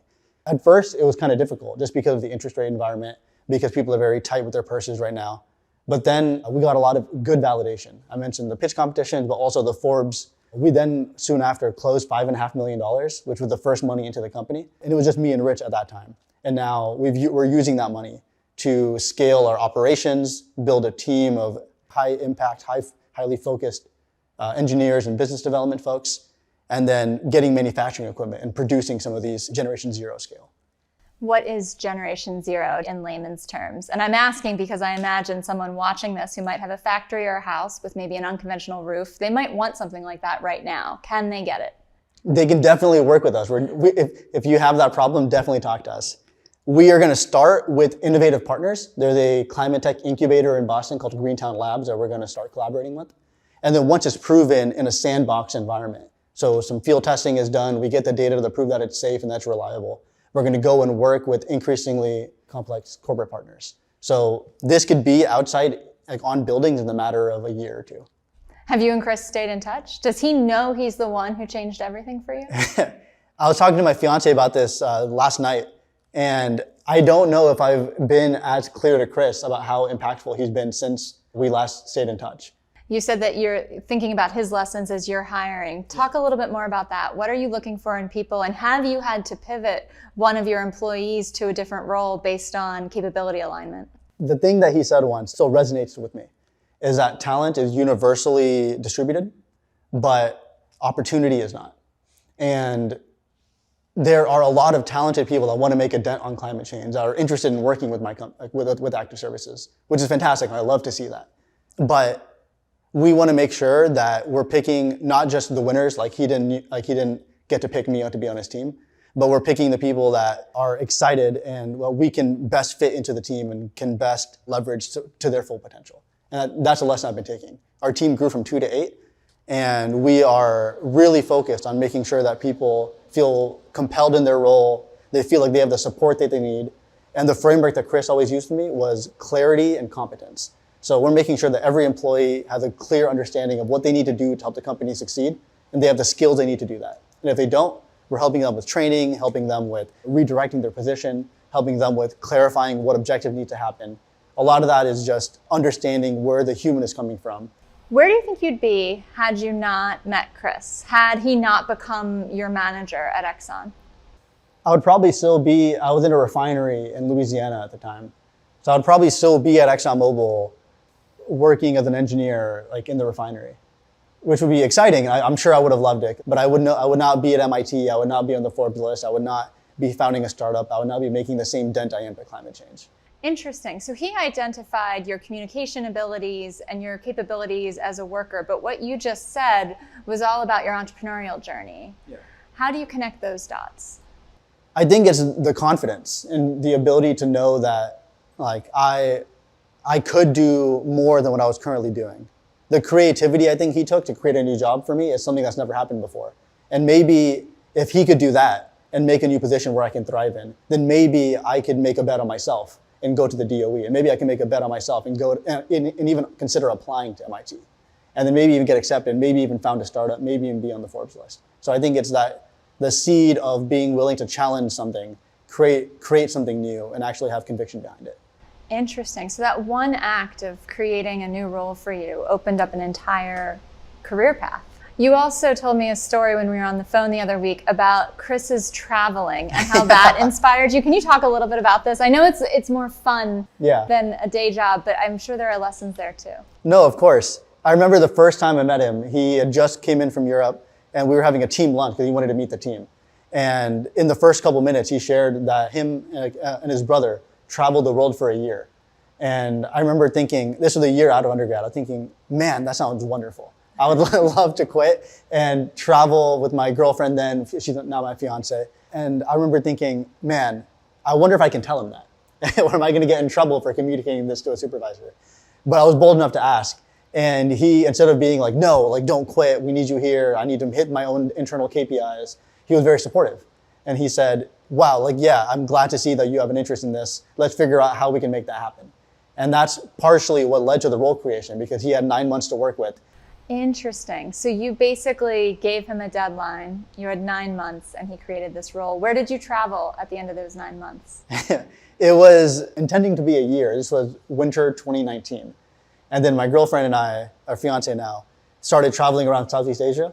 So we went to every country in the region, Thailand, Vietnam, Laos, Cambodia, Indonesia, Singapore, Philippines.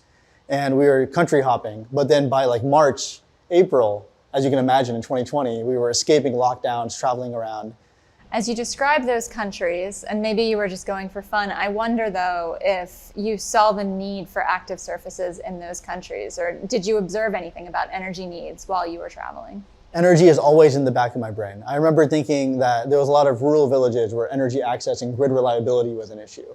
I remember thinking that, I remember seeing solar panels in rural areas at that time, which was fascinating, and thinking, wow, like it's here, but it's very limited in its capability because you can't actually put it on the roofs. You can only use a small piece of land. The costs are probably not cost effective for some of these applications. So at the time, I was seeing distributed energy play an impact, and I was benefiting from it, having visited some of those areas. Take me 1 year into Active Surface's future. If we were to speak a year from now, what would you want to report to us? That we've made some of these using our new manufacturing equipment, and we put them outside. They're demonstrated, it works. We've hit our technical and business development milestones in-house. Our team has increased to 10 to 12, and they're all hyper-focused, and they love working with us. I think that is going to be the catalyst that separates a good startup from a great startup, is how quickly can you empower and build a highly motivated team. So hopefully in a year, we have some stuff outside, and the team's really excited about it. And of course, we're talking for the one who changed everything. What would you tell folks watching who feel like they have not found the one who changed everything for them? I remember before I found Chris, I was feeling really down on myself. So if there's anyone watching and you're concerned that you may not be living up to your full potential, that you haven't found the true mentor to really guide you and give you that vision in your life, just know that it only takes one. There's a lot of really great humans in the world, and I'm sure the many folks you've interviewed have had different ones that have changed everything. So keep that eye out, keep believing in yourself, and I'm sure you'll find one that will give you the confidence you need to keep going and make a difference. And since you're taking Chris's leadership model into mind as you lead Active Surfaces, what's your advice for folks who want to be the one for someone else? Truly care about your people. Care about the people that are often overlooked. Care about the people from where they're genuinely coming from, and then see the best of them.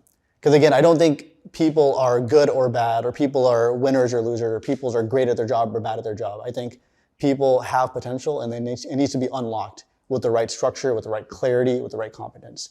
And I think as a manager and as a leader and as the one that changed everything for someone, it's our job to do that. And hopefully I could do that the same way Chris did it for me. I hope for that as well. Shiv, thank you so much. Of course, thanks for having me.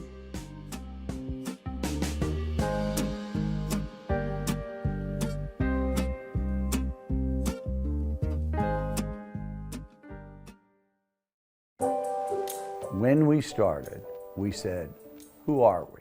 And what do we believe we're good at? We've done a bit of real estate investing, but our real strength, our real forte was as business owner.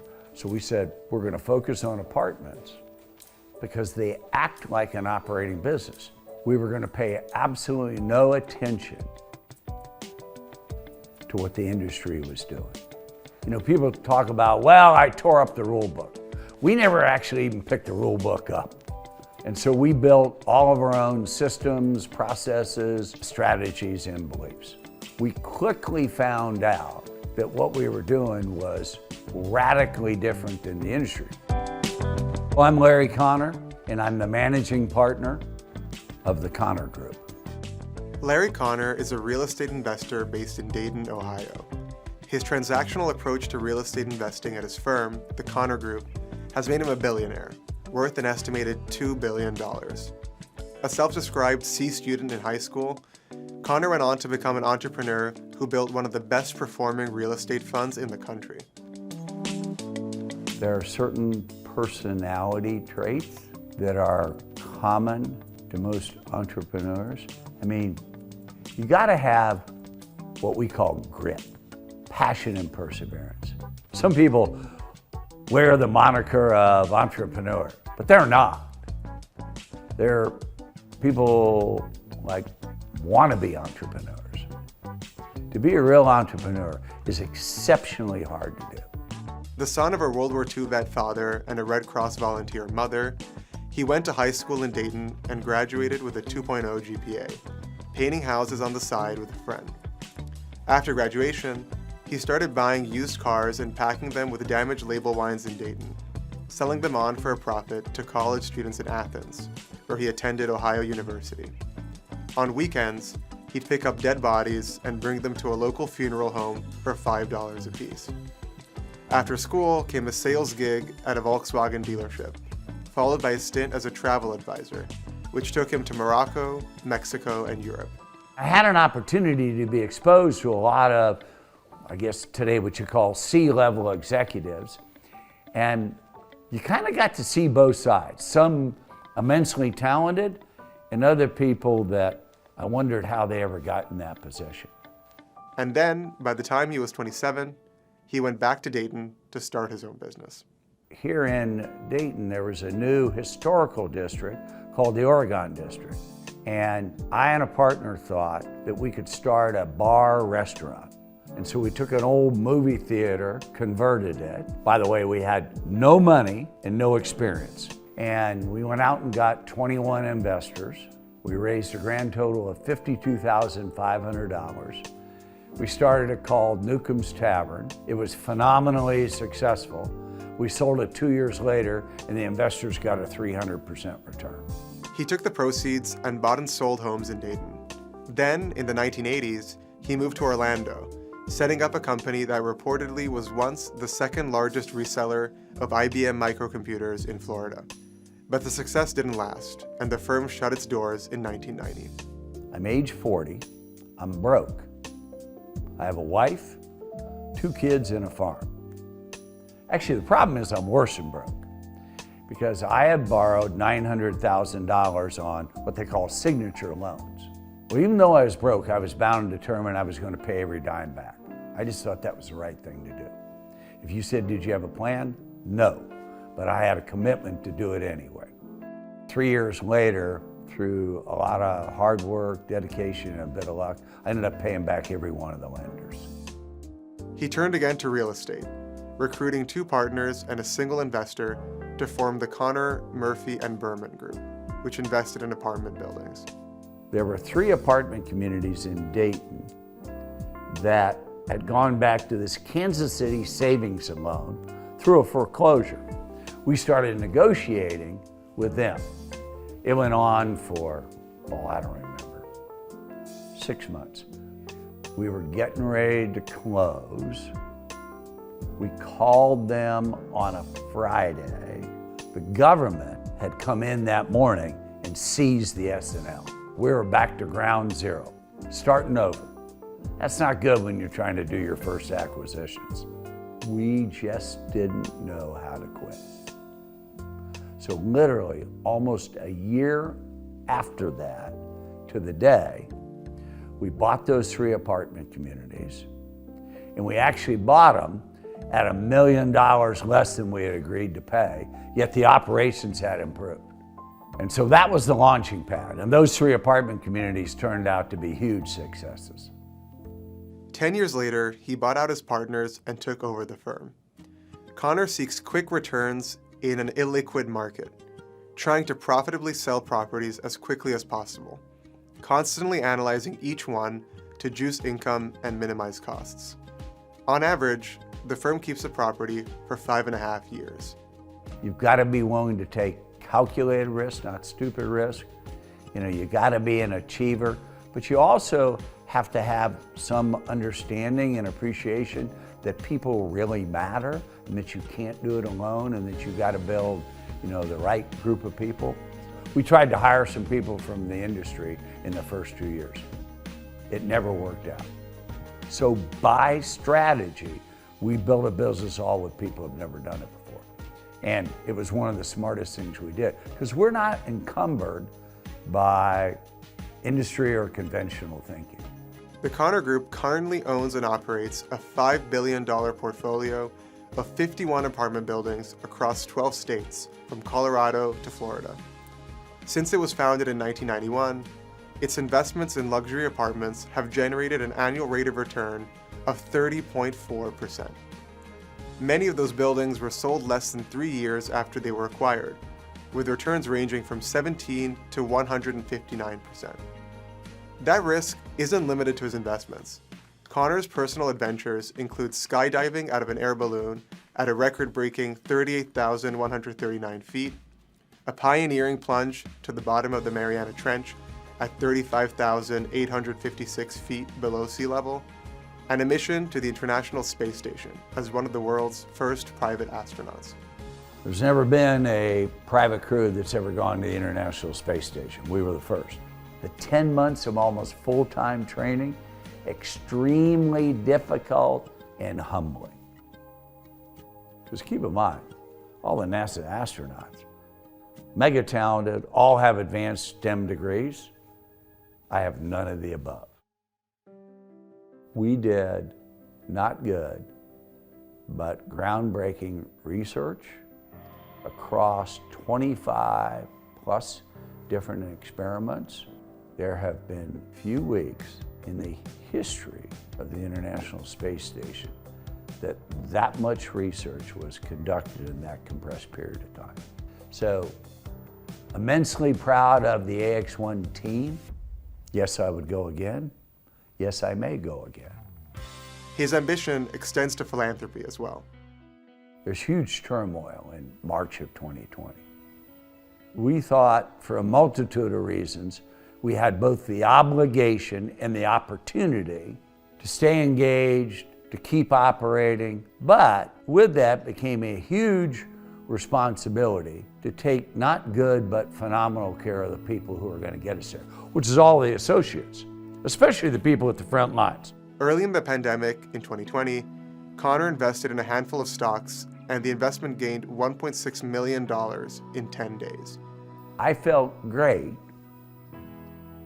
but a little bit wrong about, hey, it's great you did that, but you know, look at all these other people who are out there suffering or working or things like that. So I called then the director of communications, Ryan Ertz. I was leaving the office and he called. And I picked up and I said, what's going on? And he said, you know how I had recently made some of those trades that we had talked about on the stock market and made that money, 1.6 million. He said, what would you think if we just gave it to all like frontline workers? Any employee who does two things, works here for the next 6 months and does a good job on their job, we're gonna take that 1.6 million and spread it out over roughly, I think, 400 associates we had at the time. And I said, you know, this is why I love working here, because you do crazy shit like this. I think that you should sleep on it and let's talk in the morning. But I love the idea. In April of 2020, Larry broadcasted a video message to his employees to share the news. I'm taking the entire 1.6 million and dividing up amongst all of you. Why? In my view, this is not a gift. You've earned it. Oh my God. So again, I want to thank each and every one of you for staying in the game and doing your part. It really showed he put his money where his mouth is. Like, people count, and I don't think he could have picked a better way to show us how we counted. Like, it's not everything, but just that gesture, like, it meant a lot, especially during that time for a lot of people. People were wildly appreciative. People did a phenomenal job, and so in my mind, you just invested in the most important thing you can invest in, and that's in people. The Connor Group has a nonprofit arm called Kids and Community Partners, which includes the Greater Dayton School. And it recently opened the doors of its new location in Dayton. It takes a tremendous amount of people to try to do the impossible, which is what we're trying to do here. And so the hope is, and the belief is that we can build a revolutionary model that can transform kids' lives. Kids who are under-resourced. We believe that if we equip these kids, not only academics, but the total person, what we call all the wraparound services, that these kids can do as well, if not better, than any other child from any other environment. We know from research that if you're able to teach individually and at a child's own pace, they can grow from the 10th percentile to the 76th percentile in 1 year, which is unheard of. We saw upwards of 20% growth in our students because we teach this way. It's not easy, but it's super impactful. And that's just on the academic side. We had last year 96% of our kids pass the presidential fitness test, and that's super important to us. We had 98% of our kids get preventative care, so their annual doctor's visits, 2 dental cleanings. It's unlike anything that I could have imagined that I would have as a principal in terms of the resources that we could provide our students. Our gut is telling us that this thing works, and the early data is telling us that this thing works. We really started looking at it more like nonprofit activist investing as opposed to philanthropy or charity or just writing checks. How are we really going to, make a difference and help pull people out of generational poverty? I've seen kids in the public school system slip through the cracks because of the lack of resources that our country provides kids from under-resourced areas. To have the resources to really give our students what they deserve, what every kid deserves, it hits home. It's great that we did this in Dayton, Ohio, but it's just one city. This is a national crisis, but also a national opportunity that it would be a shame we didn't take advantage of it. The kids are our future of America. We need to give them the opportunities, right? No matter what is involved in, Connor runs a tight ship. At the Connor Group, every employee is rated on a 10-point scale, where a 7 equates to a C grade. The reality is, this place is not for most people, but it's a phenomenal place for the right person. I tell people all the time, he's not an easy person to work for, but it's never not interesting. And he really, at his core, likes to help people. I mean, he really, really does.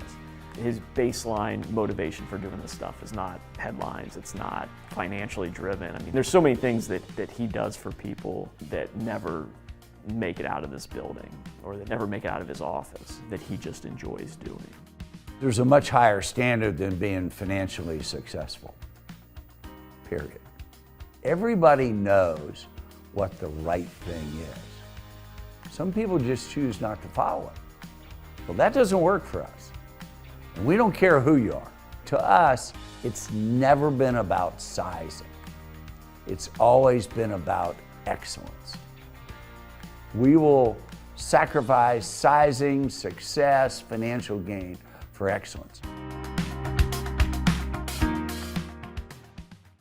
Sheila Johnson, thank you for coming to the 3050 Summit. This is just such an honor. You have no idea. The honor is ours. You have so many titles to your name. You are a founder, you are a musician, a philanthropist, the owner of sports teams, to a degree that no other Black woman in the U.S. has reached. You also wrote a book in which you write about your life and you write about your philosophy of running businesses. And one of the things that really stood out to me was your entrepreneurial instincts were there even in your 20s, well before you reached where you are now. Yes. How do you think you honed those business instincts? I think it's really believing in people.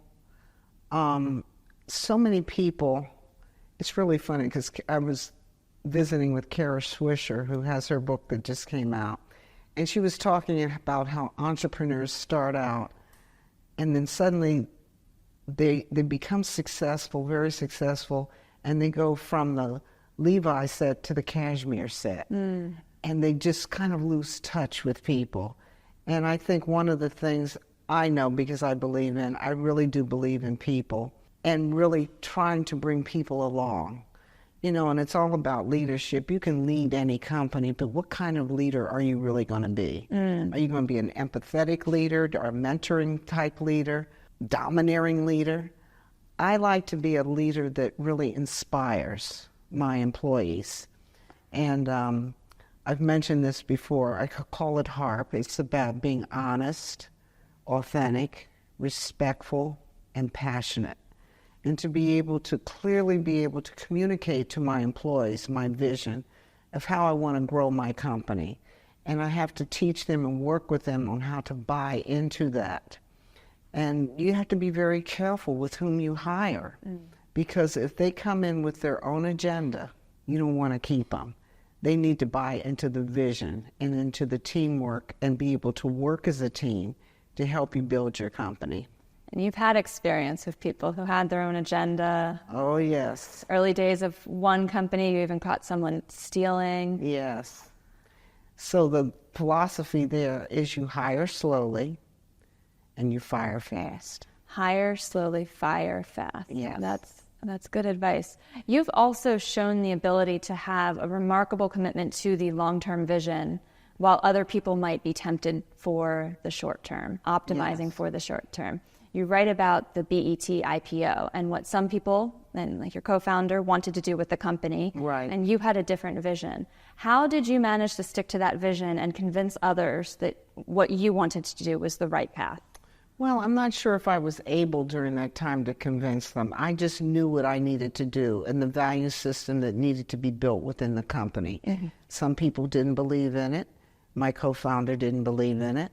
And it was a case where even when you're doing an IPO, because our IPO didn't last very long, there was not enough patience to really understand how to grow the company and have the patience to make it work.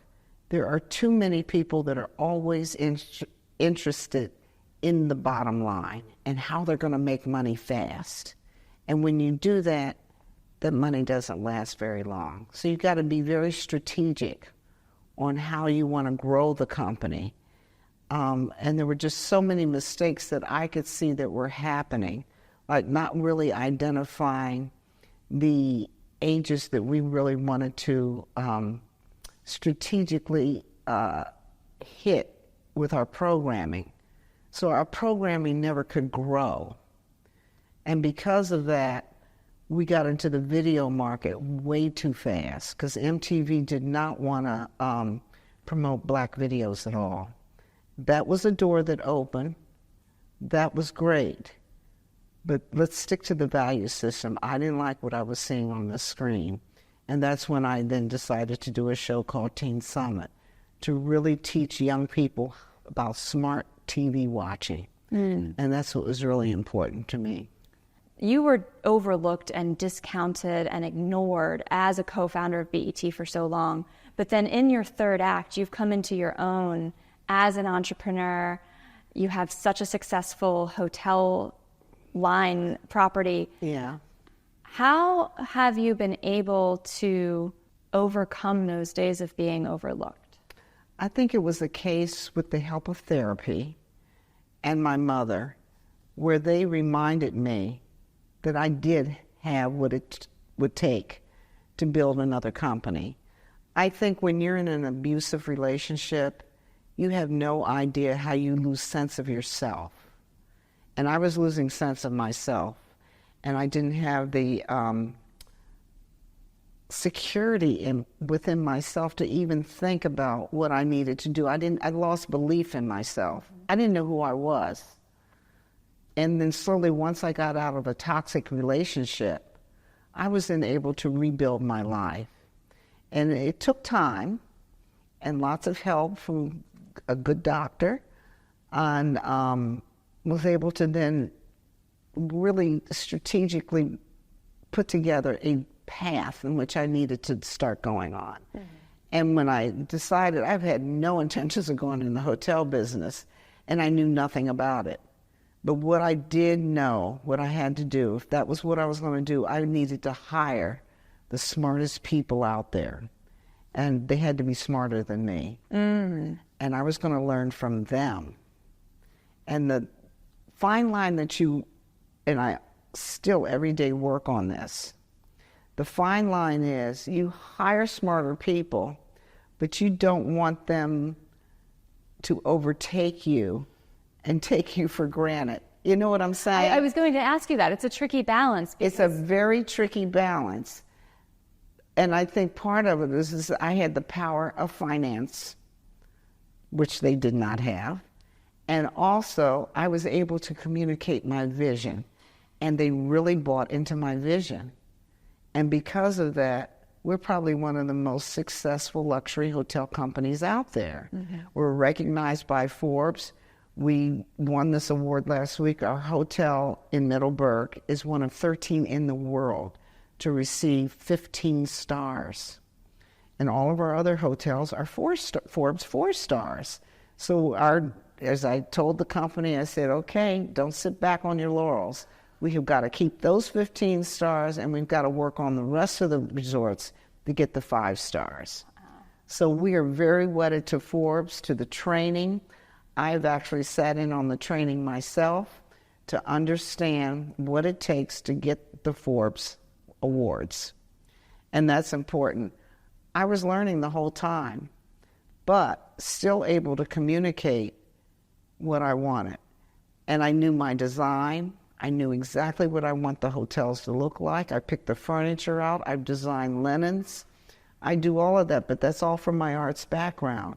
So all of that has built in to where my vision takes me. There are so many details in the book that illustrate the ways in which you've invested in yourself. And this is a small detail relative to the other important lessons, but you used your own art collection to decorate your property. Oh, yes. And I just thought that was so fitting. It felt so full circle because these were pieces you had invested in with a property that you had to fight the local municipality, you had to negotiate, you had to be strategic. And then when it came time to decorate it, you were looking at your own art collection. Yes, and there were times when I, wanted to cut the budget a little bit.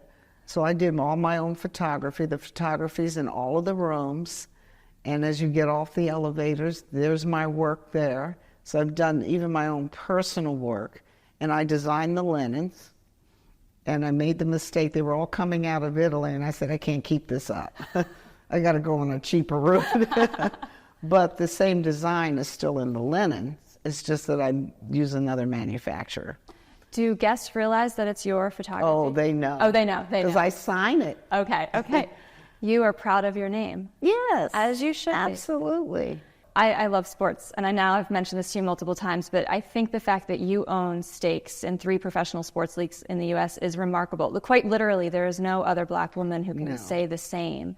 Can you talk about how it was that you came to do that and why it was important for you to get involved in this arena? Because you could have stuck to the arts. I know. I think this is kind of serendipitous in the sense that I became friends with the original owner of the Capitals and the Wizards and the Mystics. I was always friends and respected this man, and it's all in the book. Yeah, you got an interesting call from your ex saying, don't do this to me. Don't do this to me, because he wanted to own the teams. So what had happened, he really disrespected Abe Poland. Abe Poland was very gracious. He never reacted, but he never forgot. So one day he called me and he says, I want you to be the face of the Washington Mystics. And I said, what do you mean by being the face of? He says, I'd like you to own it. I said, but the Mystics doesn't make money. And he said, but look, I'm giving you an opportunity. And I said, I'm not turning it down. Give me the financials. He says, please make up your mind soon. I then called my lawyer and I said, I've just been offered a sports team. And he says, you should not buy a sports team. I said, if you were in that position and if you were offered a sports team, what would you do? And he got very quiet. I said, you just answered my question. I said, now I want you to get Ted Leonsis on the phone, and I have the money. I want to buy into the Wizards, the basketball NBA team, and the hockey team. And I want to be a really substantial partner. And so I was able to do that. And eventually Ted named me vice chairman of Monumental Sports. He's chairman, I'm vice chairman. And I've been a very active partner in reaching out into the community and really helping that franchise be successful. We won a Stanley Cup and my women won the national title. So you have a pretty good track record.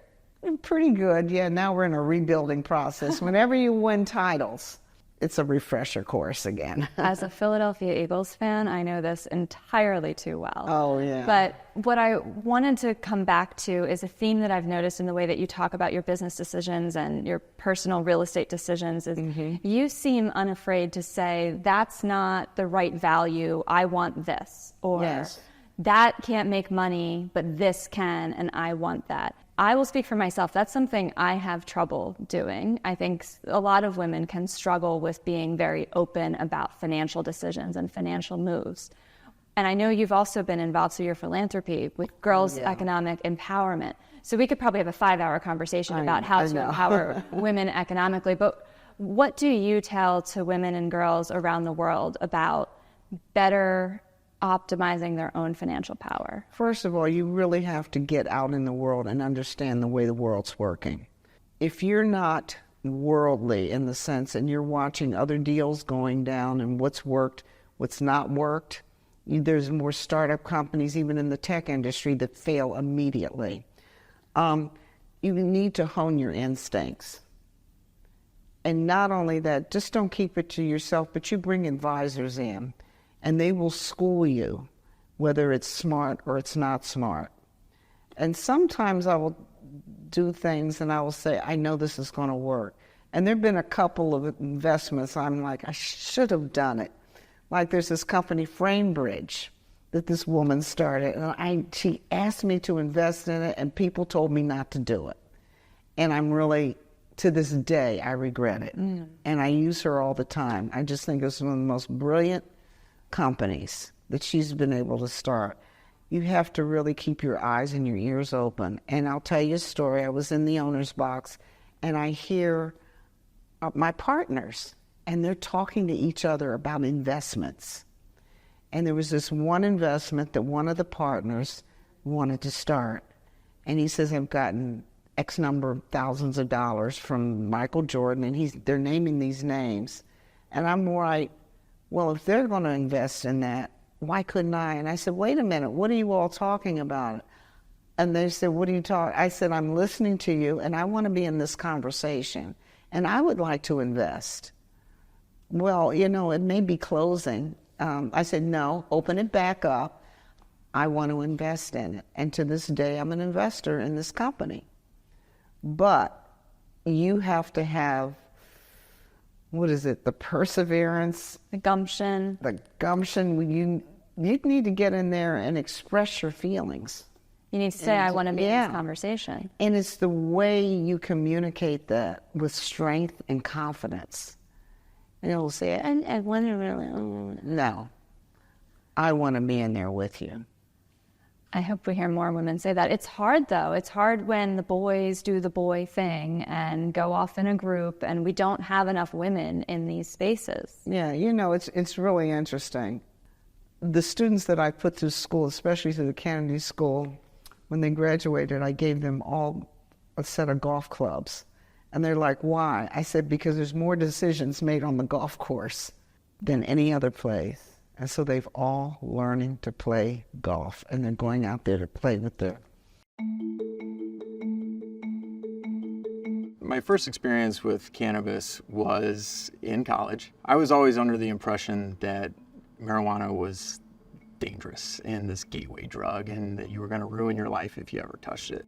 After using it for the first time, it was just really, this is it? I had no problem with people using cannabis, but personally, I didn't think medicinal cannabis was a real thing. I just thought it was an excuse for people to get high and legalize it. Until it happened to me, I didn't know. I think that, what we're doing here is amazing and is really the future of cannabis.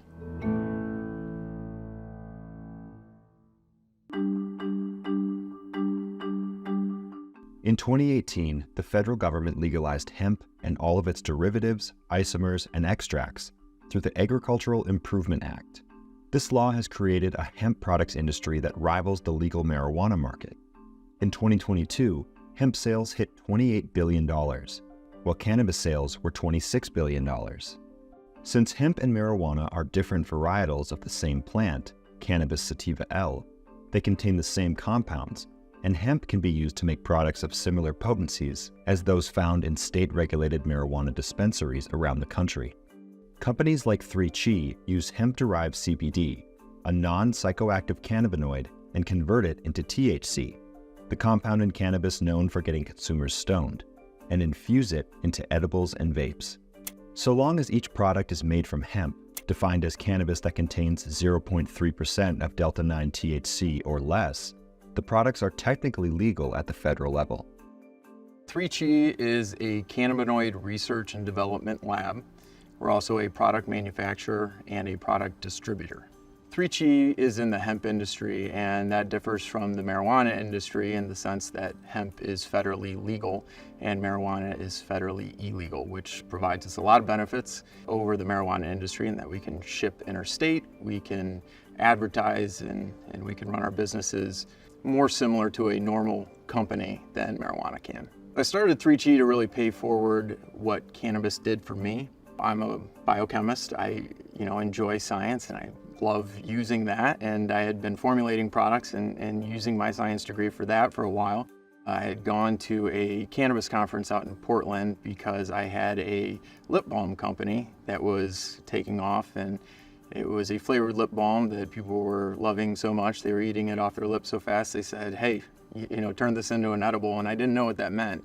While I was out there, I was trying to find the THC to put in this stuff and couldn't find it. Nobody would sell it to me. So somebody told me, hey, you can just take hemp distillate and try that. And by the way, you should try this for your shoulder. And I had had debilitating shoulder pain for about 3 years up to that point where I gradually lost the use of my right arm almost completely. I made myself a tincture and I made myself a pain rub. And I had tried everything else before this, right, outside of surgery. And within a week of using it, I had to use my right arm back.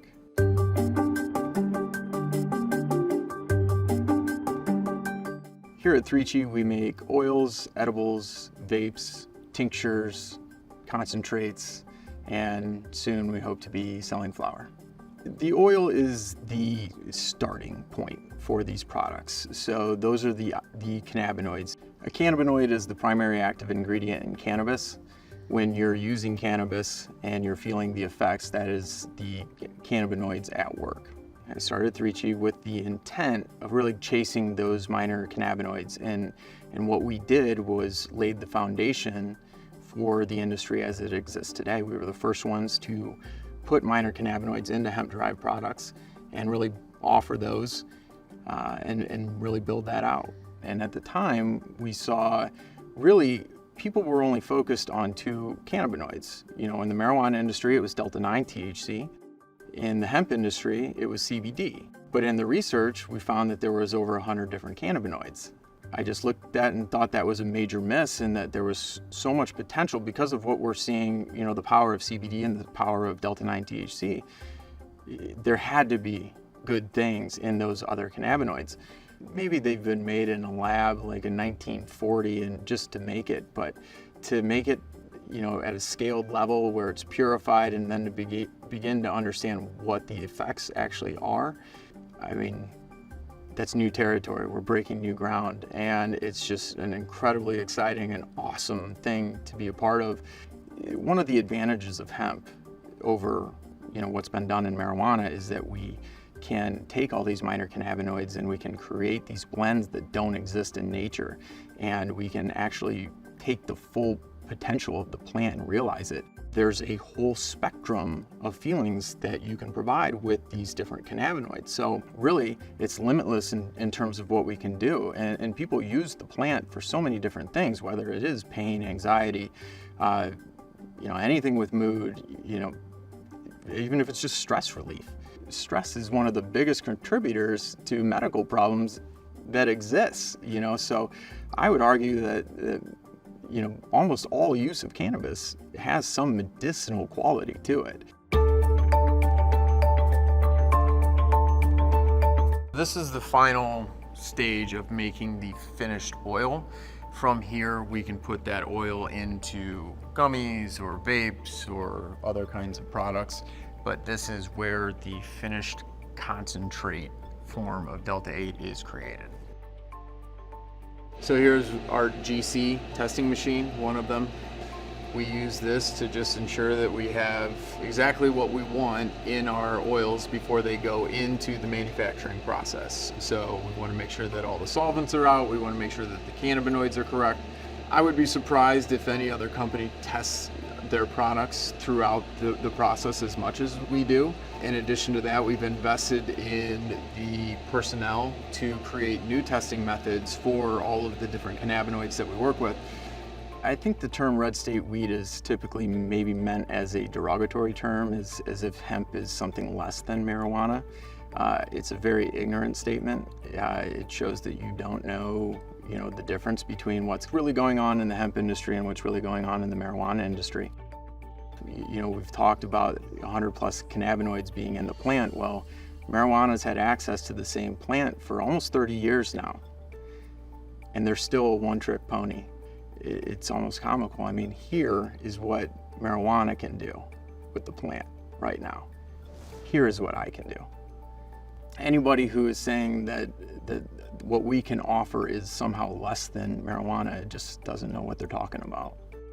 In some of these states that have marijuana, where marijuana is legal, they've taken away the hemp program primarily, and they've said, okay, well, everything goes into the marijuana industry, and what ends up happening is they don't do anything with these other cannabinoids, and so it just sits there, and it's that one-trick pony of just delta-9 THC served up a bunch of different ways. But the problem is, not everybody wants the effects of delta-9 THC. Those work for some people. Delta-9 THC is an answer for some people, but it's not everybody.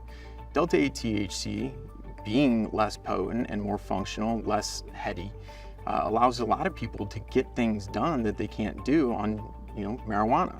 Really, our products are popular anywhere they're allowed to be, and at the end of the day, that's just because not everybody wants marijuana.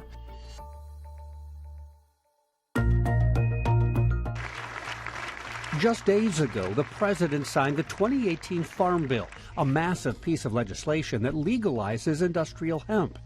Not everyone in the cannabis industry appreciates the ingenuity of entrepreneurs like Jernay. And marijuana lobbyists, many politicians, law enforcement, and state-licensed weed companies describe the federal legality of hemp-derived cannabinoids as an unintended loophole. In late March, 21 state attorneys general, including Indiana's Todd Rokita, whom 3Chi is suing over his opinion that THC chemically derived from hemp is illegal, sent a letter to members of Congress asking them to remove the protections of hemp-derived cannabinoids from the Farm Bill the next time it is reauthorized. The 2018 Farm Bill is what opened up this entire industry. It allowed for hemp to be sold and hemp-derived products to be sold federally across state lines and without concern for the Controlled Substances Act. These products are legal in Indiana, and so we've worked with the government for the last 4 or 5 years.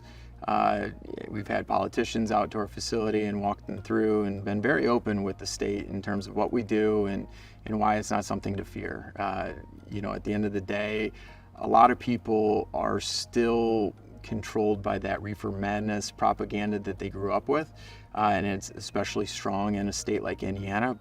What we've been trying to get passed in Indiana for the last 4 years is a bill that puts regulations and guardrails on this industry. We've been trying to get it to a point where it's 21 and up everywhere you go, and just make it safer for people. We wanted testing. We want flower to be available again, because currently it's not. That was taken away.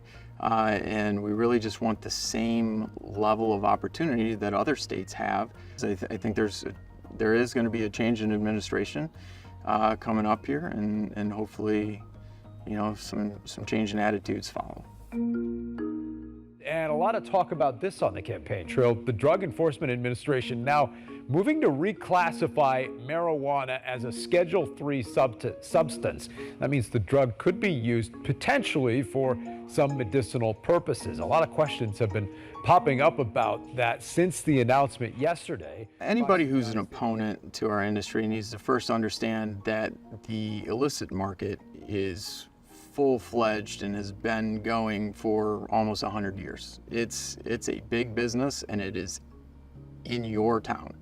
But the thing is that the illicit market doesn't care about your safety.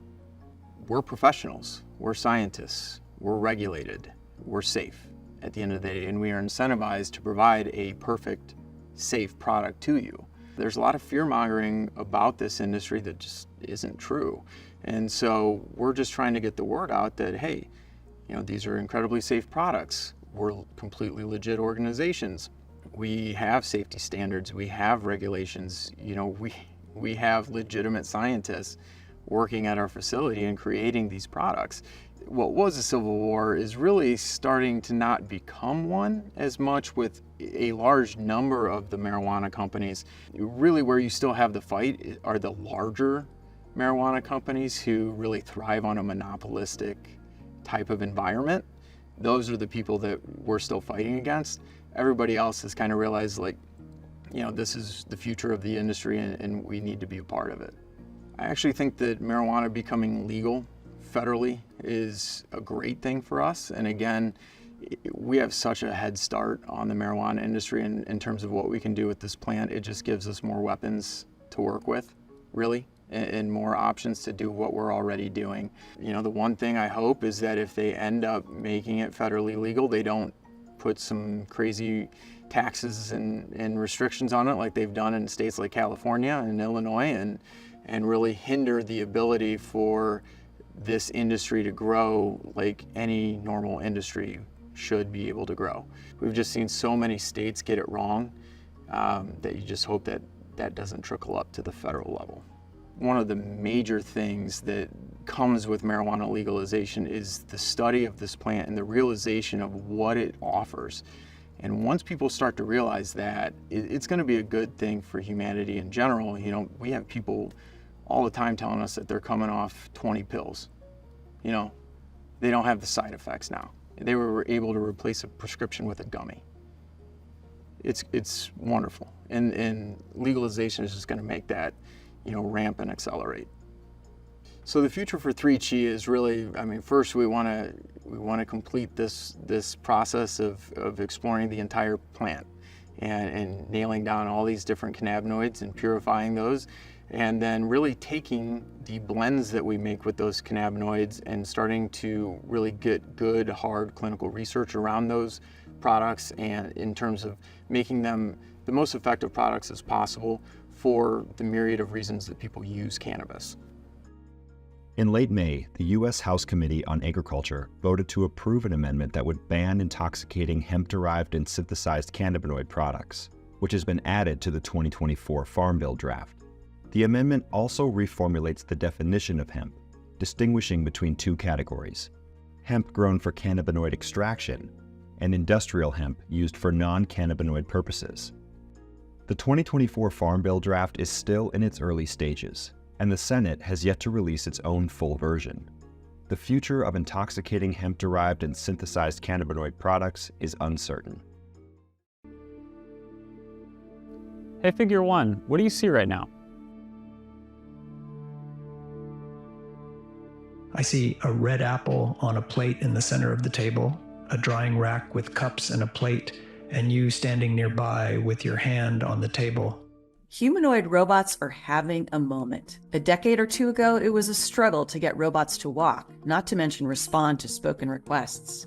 Now, armed with advancements in artificial intelligence, a gaggle of companies are at work on these bipedal creations. Serial entrepreneur Brett Adcock founded robot maker Figure less than 2 years ago and has lured some of the biggest names in tech and AI as investors. Adcock is riding high on the progress that his 23-month-old robot startup has made so far, working out of converted warehouse offices in Sunnyvale, California. He took an indirect path to his current ultra-competitive pursuit.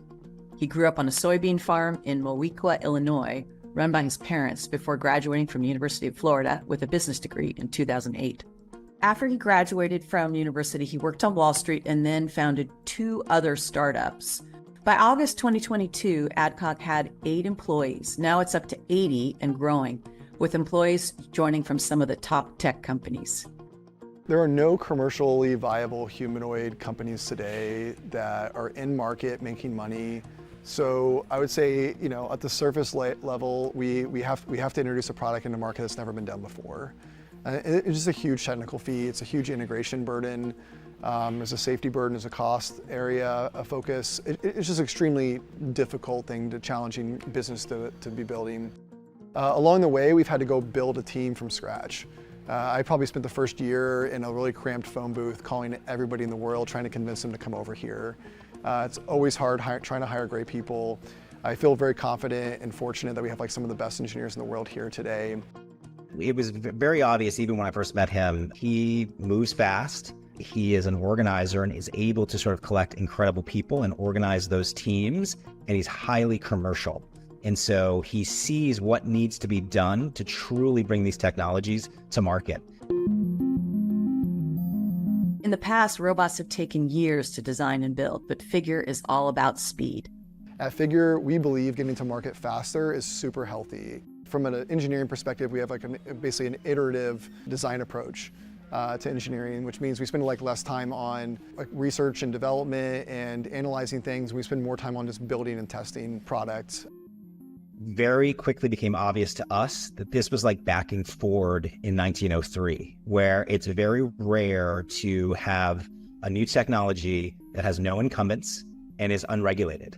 And the reality is if this technology works, everything changes. Artificial intelligence will be the backbone to basically everything we do that will help control the robot, to help observe the physical world, plan actions, do prediction. In March 2024, Figure publicly released a video demonstrating its Figure 1 robot. Based on the scene right now, where do you think the dishes in front of you go next?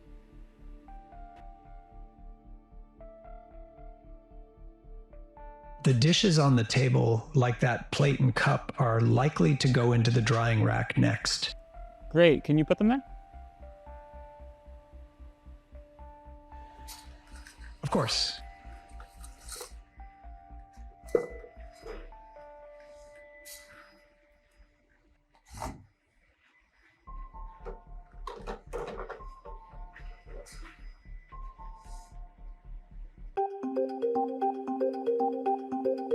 At a high level, the robot has so many different ways it can move. Right. Sitting there and writing code for every single thing it needs to do, like make coffee or do work in manufacturing. That would take forever, right? Forever. It's impossible to do. So we need a better way of doing that. We think that way is through AI training. So we have a whole AI team that works on how we train the robot to do useful work all day long in these instruction environments. Mm-hmm. Figure has a 3D printer on site, and it makes things like printed circuit boards and improvements to the motors called actuators. Here we are designing new generations of electric motors. These motors are used all throughout the robot to make it move around. There's an electric motor in here, very similar to what you'd have in an electric car. And then we have extra sensors and other things in here that you might not see that we also design here in-house. Naturally, I think a lot of people are still hesitant about the evolution of robots, especially humanoids. The interesting thing here is our robot looks like a human, so if we can gather human-like data for humans doing demonstrations of things, and if we can train our robot to do it, that's like the holy grail for us. Robots interacting with humans is like a fundamental to our business. Like if we can't have robots interacting with humans every single day, it's going to be very limiting for a humanoid. We really need them to be able to talk to the robots as probably the main default user interface. We need to be able to interact next to them safely. We need to have the robots also safely integrated into a home, so we don't want them falling over, damaging things, hurting people. So safety is like core to our mission of being able to work next to humans every single day. And of course, there's a fear that robots will take jobs away from humans. It's very easy to run into concerns around a dystopian future of what a humanoid will be. But again, after our work, it just became obvious of how large the need is for these with the labor gap that's happening, not just in the US, but globally, where there's a few million jobs that humans don't want or they're not showing up to day to day. And it's very low hanging fruit to have a couple million of these robots out there doing jobs that we don't want to do. If you walk into like a manufacturing or warehouse plant today, they're losing 50 to 150% turnover every single year. People just don't want to do these jobs where they walk 10 miles a day or they grab 50 items an hour, or they're next to things that are, getting spot welded and it's very unsafe. And we have 10 million jobs that are open in the US and nobody wants. And we also having a collapse in the amount of workers in the workforce. So there's this huge labor crisis that's going on that's really not well reported. And we want to go and help solve that. So I think it's going to be quite a long time before we're ever really taking people's jobs in a significant way. I think what we're really seeing is a labor crisis that we can go in and help with that void.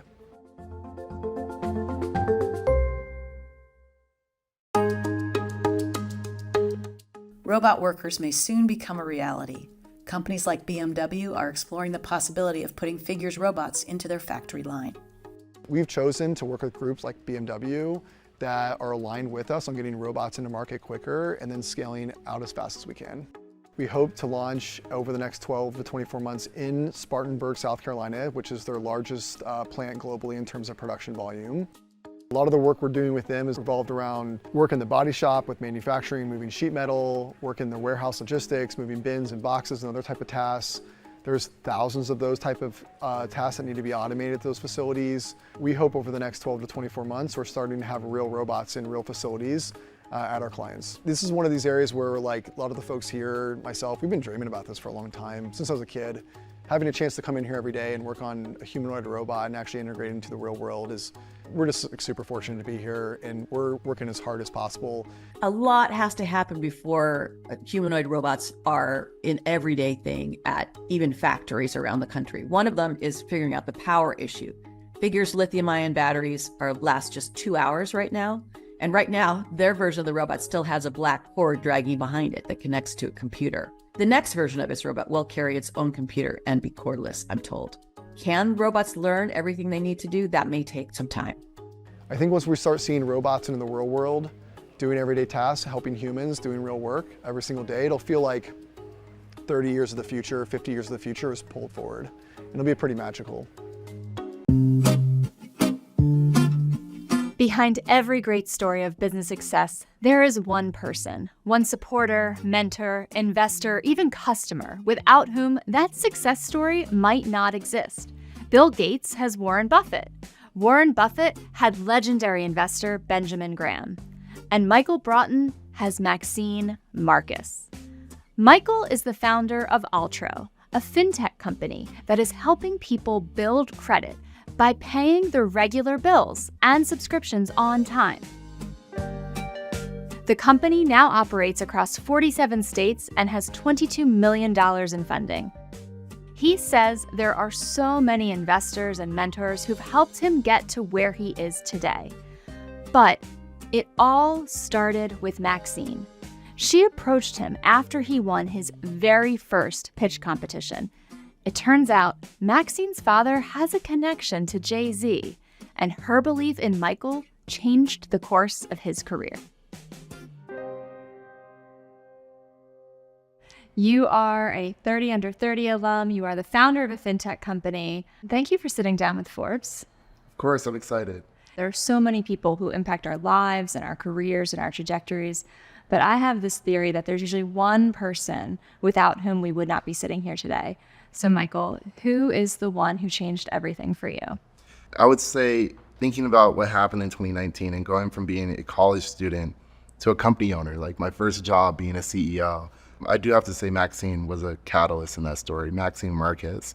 We went to university together. She was there when I won my first ever pitch competition. And she saw something in me that I really didn't see, was that this could become a real multi-million-dollar business. So after winning our first ever pitch competition, she came to me and was like, you need to meet my dad and you need to meet, VCs and, you need to turn this into a real business.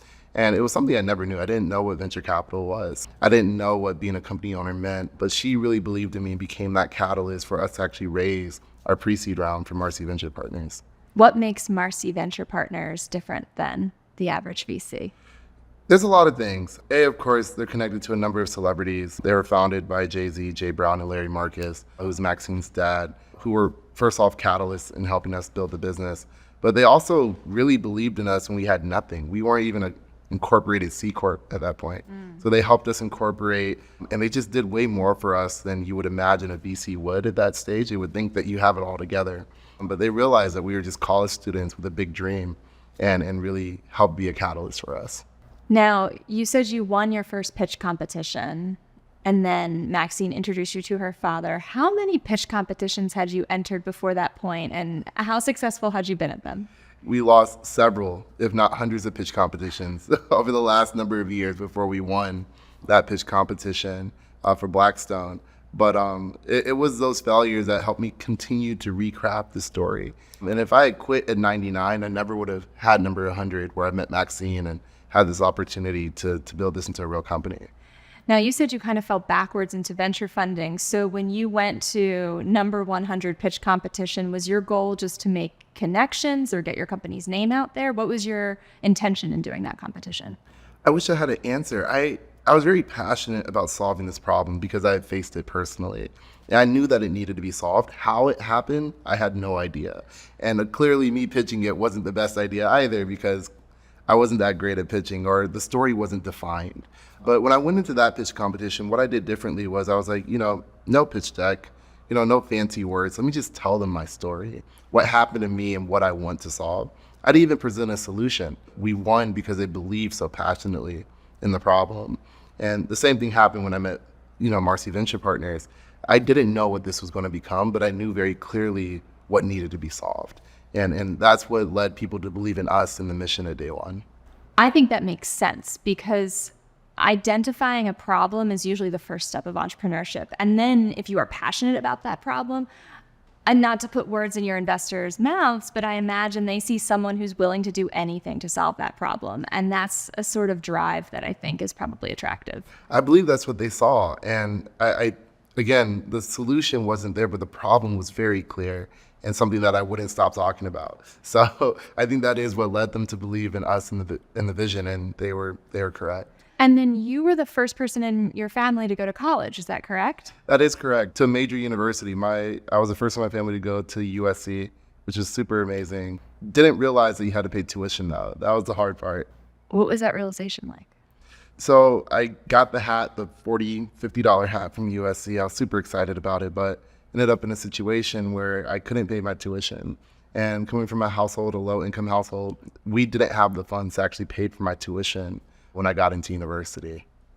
So did you take out a loan, or what was your next step after that? Yeah, that was the goal actually, was to take out a loan. So I reached out to the Discovery Student Loan Program, reached out to, private loan institutions, anything I could to try to finance my way through college, but ended up $10,000 short with very little option for me. So you dropped out. Almost, yeah. Later in the story, I do, but I ended up in this situation where USC started actually locking me out of my classes. So I couldn't sign up for classes, couldn't enroll, couldn't sign up for housing until I found a way to pay this $10,000 debt, and school was a couple months away. Wow. And so do you see that as part of the origin story for Ultra? It is, and it made me realize two things. A, finances don't come easy to everyone, and B, financial power is something that you need at these moments in your life. I call them life events, where you're going to college, getting your first home, moving across the country. Credit, financial power, and having access to money is something that is really key for everyone in their life. So Maxine was a friend from school. She witnesses pitch competition, and she says, "You have to meet my dad." What happens next? Take me through that day, the next day. Put me in the scene. Yeah, so no more than 48 hours later, I'm meeting Larry Marcus at their headquarters here in LA. And imagine, a junior in college, what they can imagine business casual being. It was not the best outfit. But they just said, hey, pitch us. And I had no idea what to say. I truly drew a blank. And again, I just resonated with this problem I had, this passion, this fire that we've been talking about. And I just told them again, this is what I went through. I realized this should not be the status quo, and I really want to solve it. And we had tons of ideas of what the solution could be or where we wanted to take it. The only experience I had with venture capital was Shark Tank. So when we started talking about the numbers, I'm just throwing up Shark Tank pitches. I'm trying to figure out, I don't know what the answer is. But they helped guide me through that. I was this is how you go through, getting together a term sheet, understanding what a pre-seed was, and really helped me out. And they invested about $200,000? Yeah, they were our first capital in of $250K, which was more money than I had ever seen in my life. I think the most I had seen was $500. So seeing $250,000, it was insane. The number was insane. Take me through what happened when the announcement happened, because I believe you've told us before that you were in a hacker house and just everything felt like it changed overnight. Yes, so after we got the $250K, we started building together our core team with a bunch of college students. And leave it to a bunch of college students to think it's a great idea to move into a hacker house. And we had up to 13 people at a time living in a 3-bedroom apartment, just working on this problem. And it was amazing, 24-hour sprints. We're talking to users every day. We're telling people the story about how we just raised this capital. We ended up getting into YC, got into the Till Fellowship months after this. That's what propelled this ignition. And it was really community driven. We had a lot of people in our community talking about Ultra. Formerly, it was called Hatch Credit.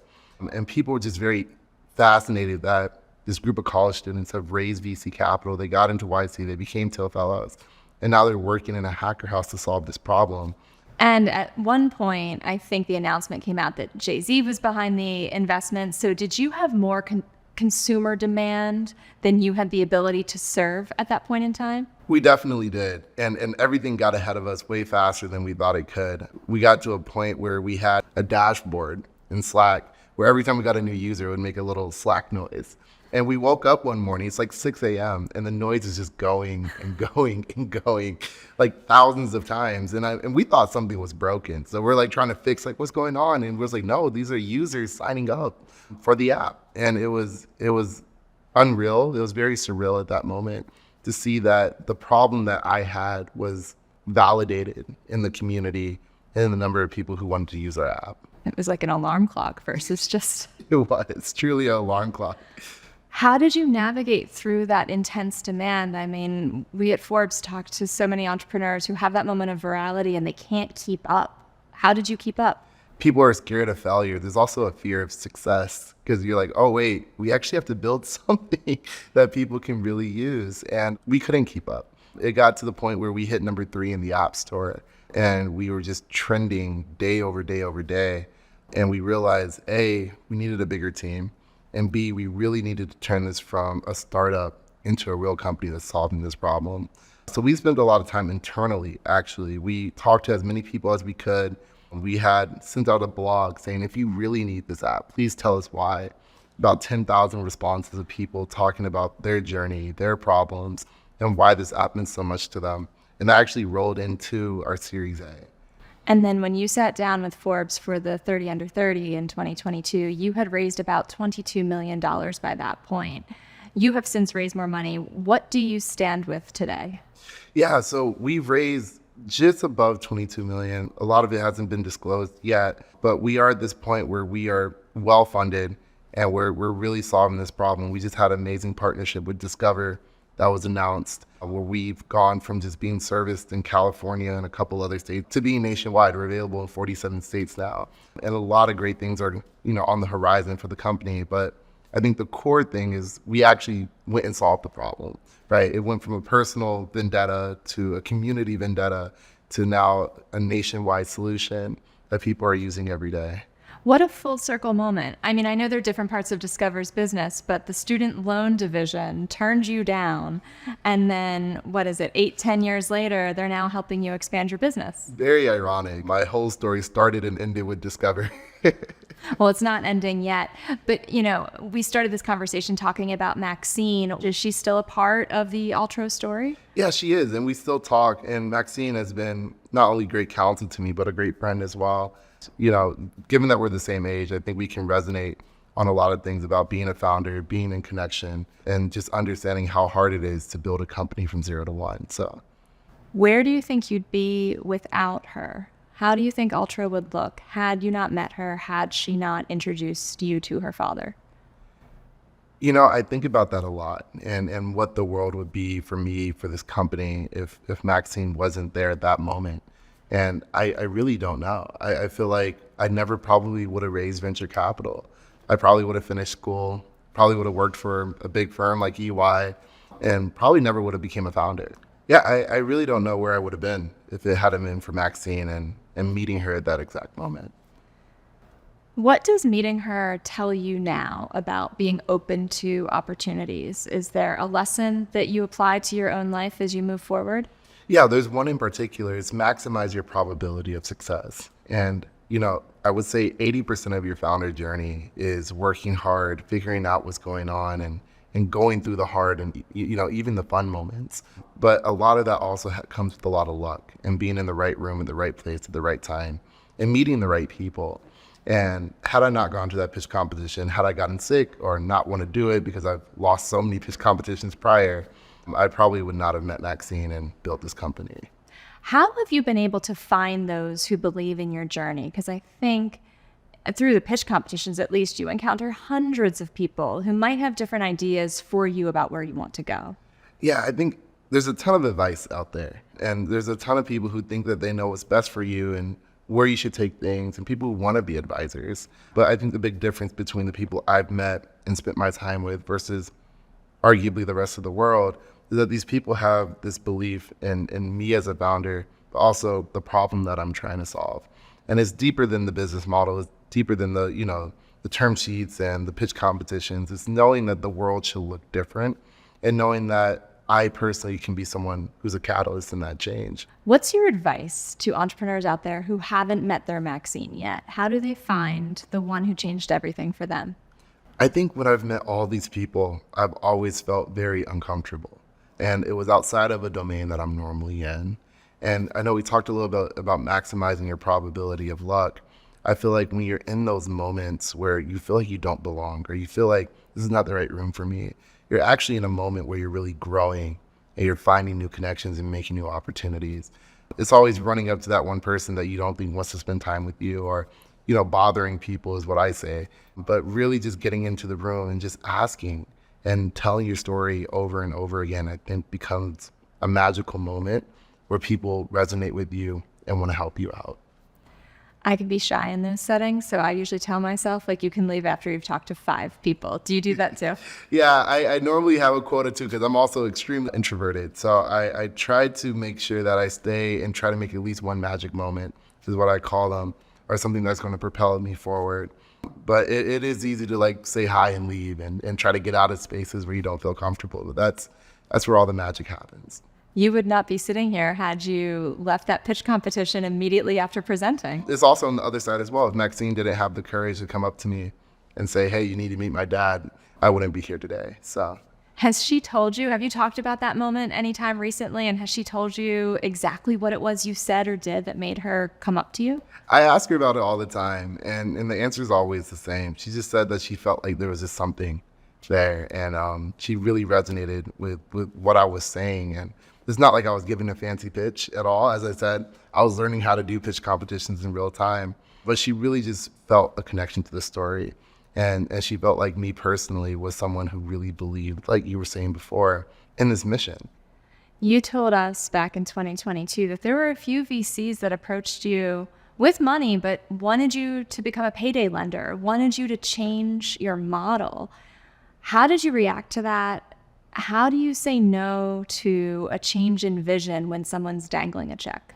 Yeah, and there was a lot of them as well. There was a lot of money that we said no to, millions of dollars, because they wanted us to become what I would call or consider predatory. And I believe this comes back to that belief system, understanding that this is deeper than just building a company. It's changing a narrative in the space.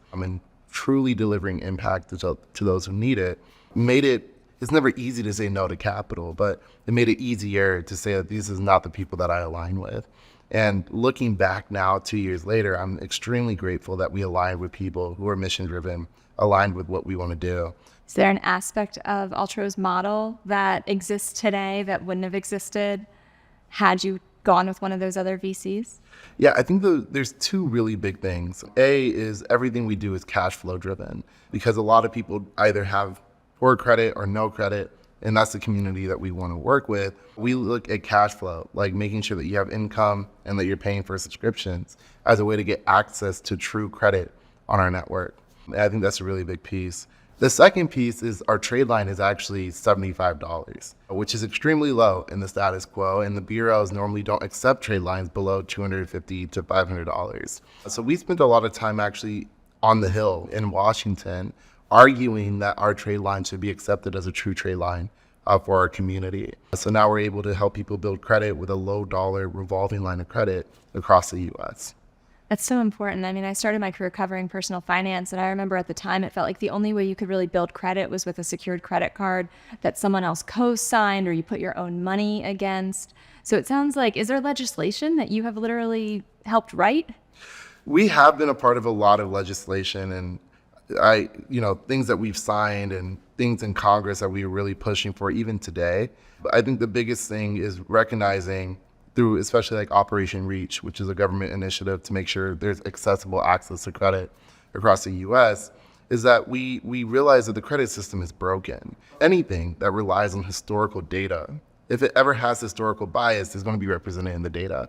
So that's why women have lower access to credit, people of color have lower access to credit, and we recognize that, and why we fought on the Hill and why we fight at the government level, that there needs to be equitable change to this system. And that's also why we argue, hey, look, everyone has a subscription. Why not count it towards your credit? Rent payments as well. Why not consider that with rental history? And that was a development happening in the last 5 years, to accept rent payments on your credit score. So there's a lot of changes that we're really pushing for. What are the other changes that you want to see happen? Oh, there's a lot. The fact that you could have a 400% APR on a payday loan is insane. There's a big argument happening right now. I'm on the board of a credit union here in LA, actually, where we're advocating that non-sufficient funds is predatory as well. Charging someone for not having money just doesn't make sense. And banks make money in two ways. Either they work with very affluent, rich communities that are spending a lot of money, or they just charge a lot of money to those who are not as fortunate. And I think that latter half is something that really needs to change in the status quo. So that's the policy front. Where is Ultra going next? How many customers do you have now? And what do you want to be able to tell me if we were to sit down again in a year? Yeah, with the Discover partnership, our goal is to really grow nationwide. So we've had very concentrated markets in California, Texas, New York, but now being in 47 states, there's millions of people that we want to acquire over the next couple of years, and we think it's very doable. I think also with the Discover relationship, we want to build what we're calling the Zero to Black card, where we're building accessibility points for each stage of the credit journey, not just at the beginning, but getting someone from, an unsecured card to the black card, metal card experience that everyone talks about. And the best way that we describe it, without me spilling too much, is if I was to take your credit score away and you had to start from zero, where would you begin and how far could you go? And we want to make that path extremely transparent to everyone. If you were to go back and redo this journey, where would you begin and how far would you go? That's a great question. I feel like luck was a very big piece of my journey. And if I didn't have the network or the people that I've met today, and I'm back in high school or back in college, trying to figure out what this turns into, I don't really have an answer for you. I think the people who are in my story were very, very influential to who I am today. And had it not been for those people, I don't think I would be where I am today or with the knowledge that I have today. So I don't know where I would begin. Probably just go back to losing pitch competitions. You're very humble in how you talk about your journey. And I have found that as I've asked some entrepreneurs this question about who's the one who changed everything for you, they've been resistant to answer because I think they feel like it takes credit away from their own gumption. Why is it so important for you to give credit to Maxine and the other people who've helped you? I recognize that I was a low-income, individual from a low-income family who wasn't supposed to go to college or have an education or build a company.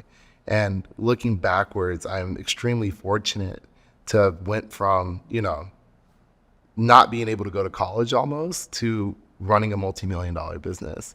And that is just a story that I cannot claim in any way was of my own fruition. It's a lot of luck. It's a lot of, call it destiny and fate, but it's a lot of stuff that was outside of my control and people really believing in me.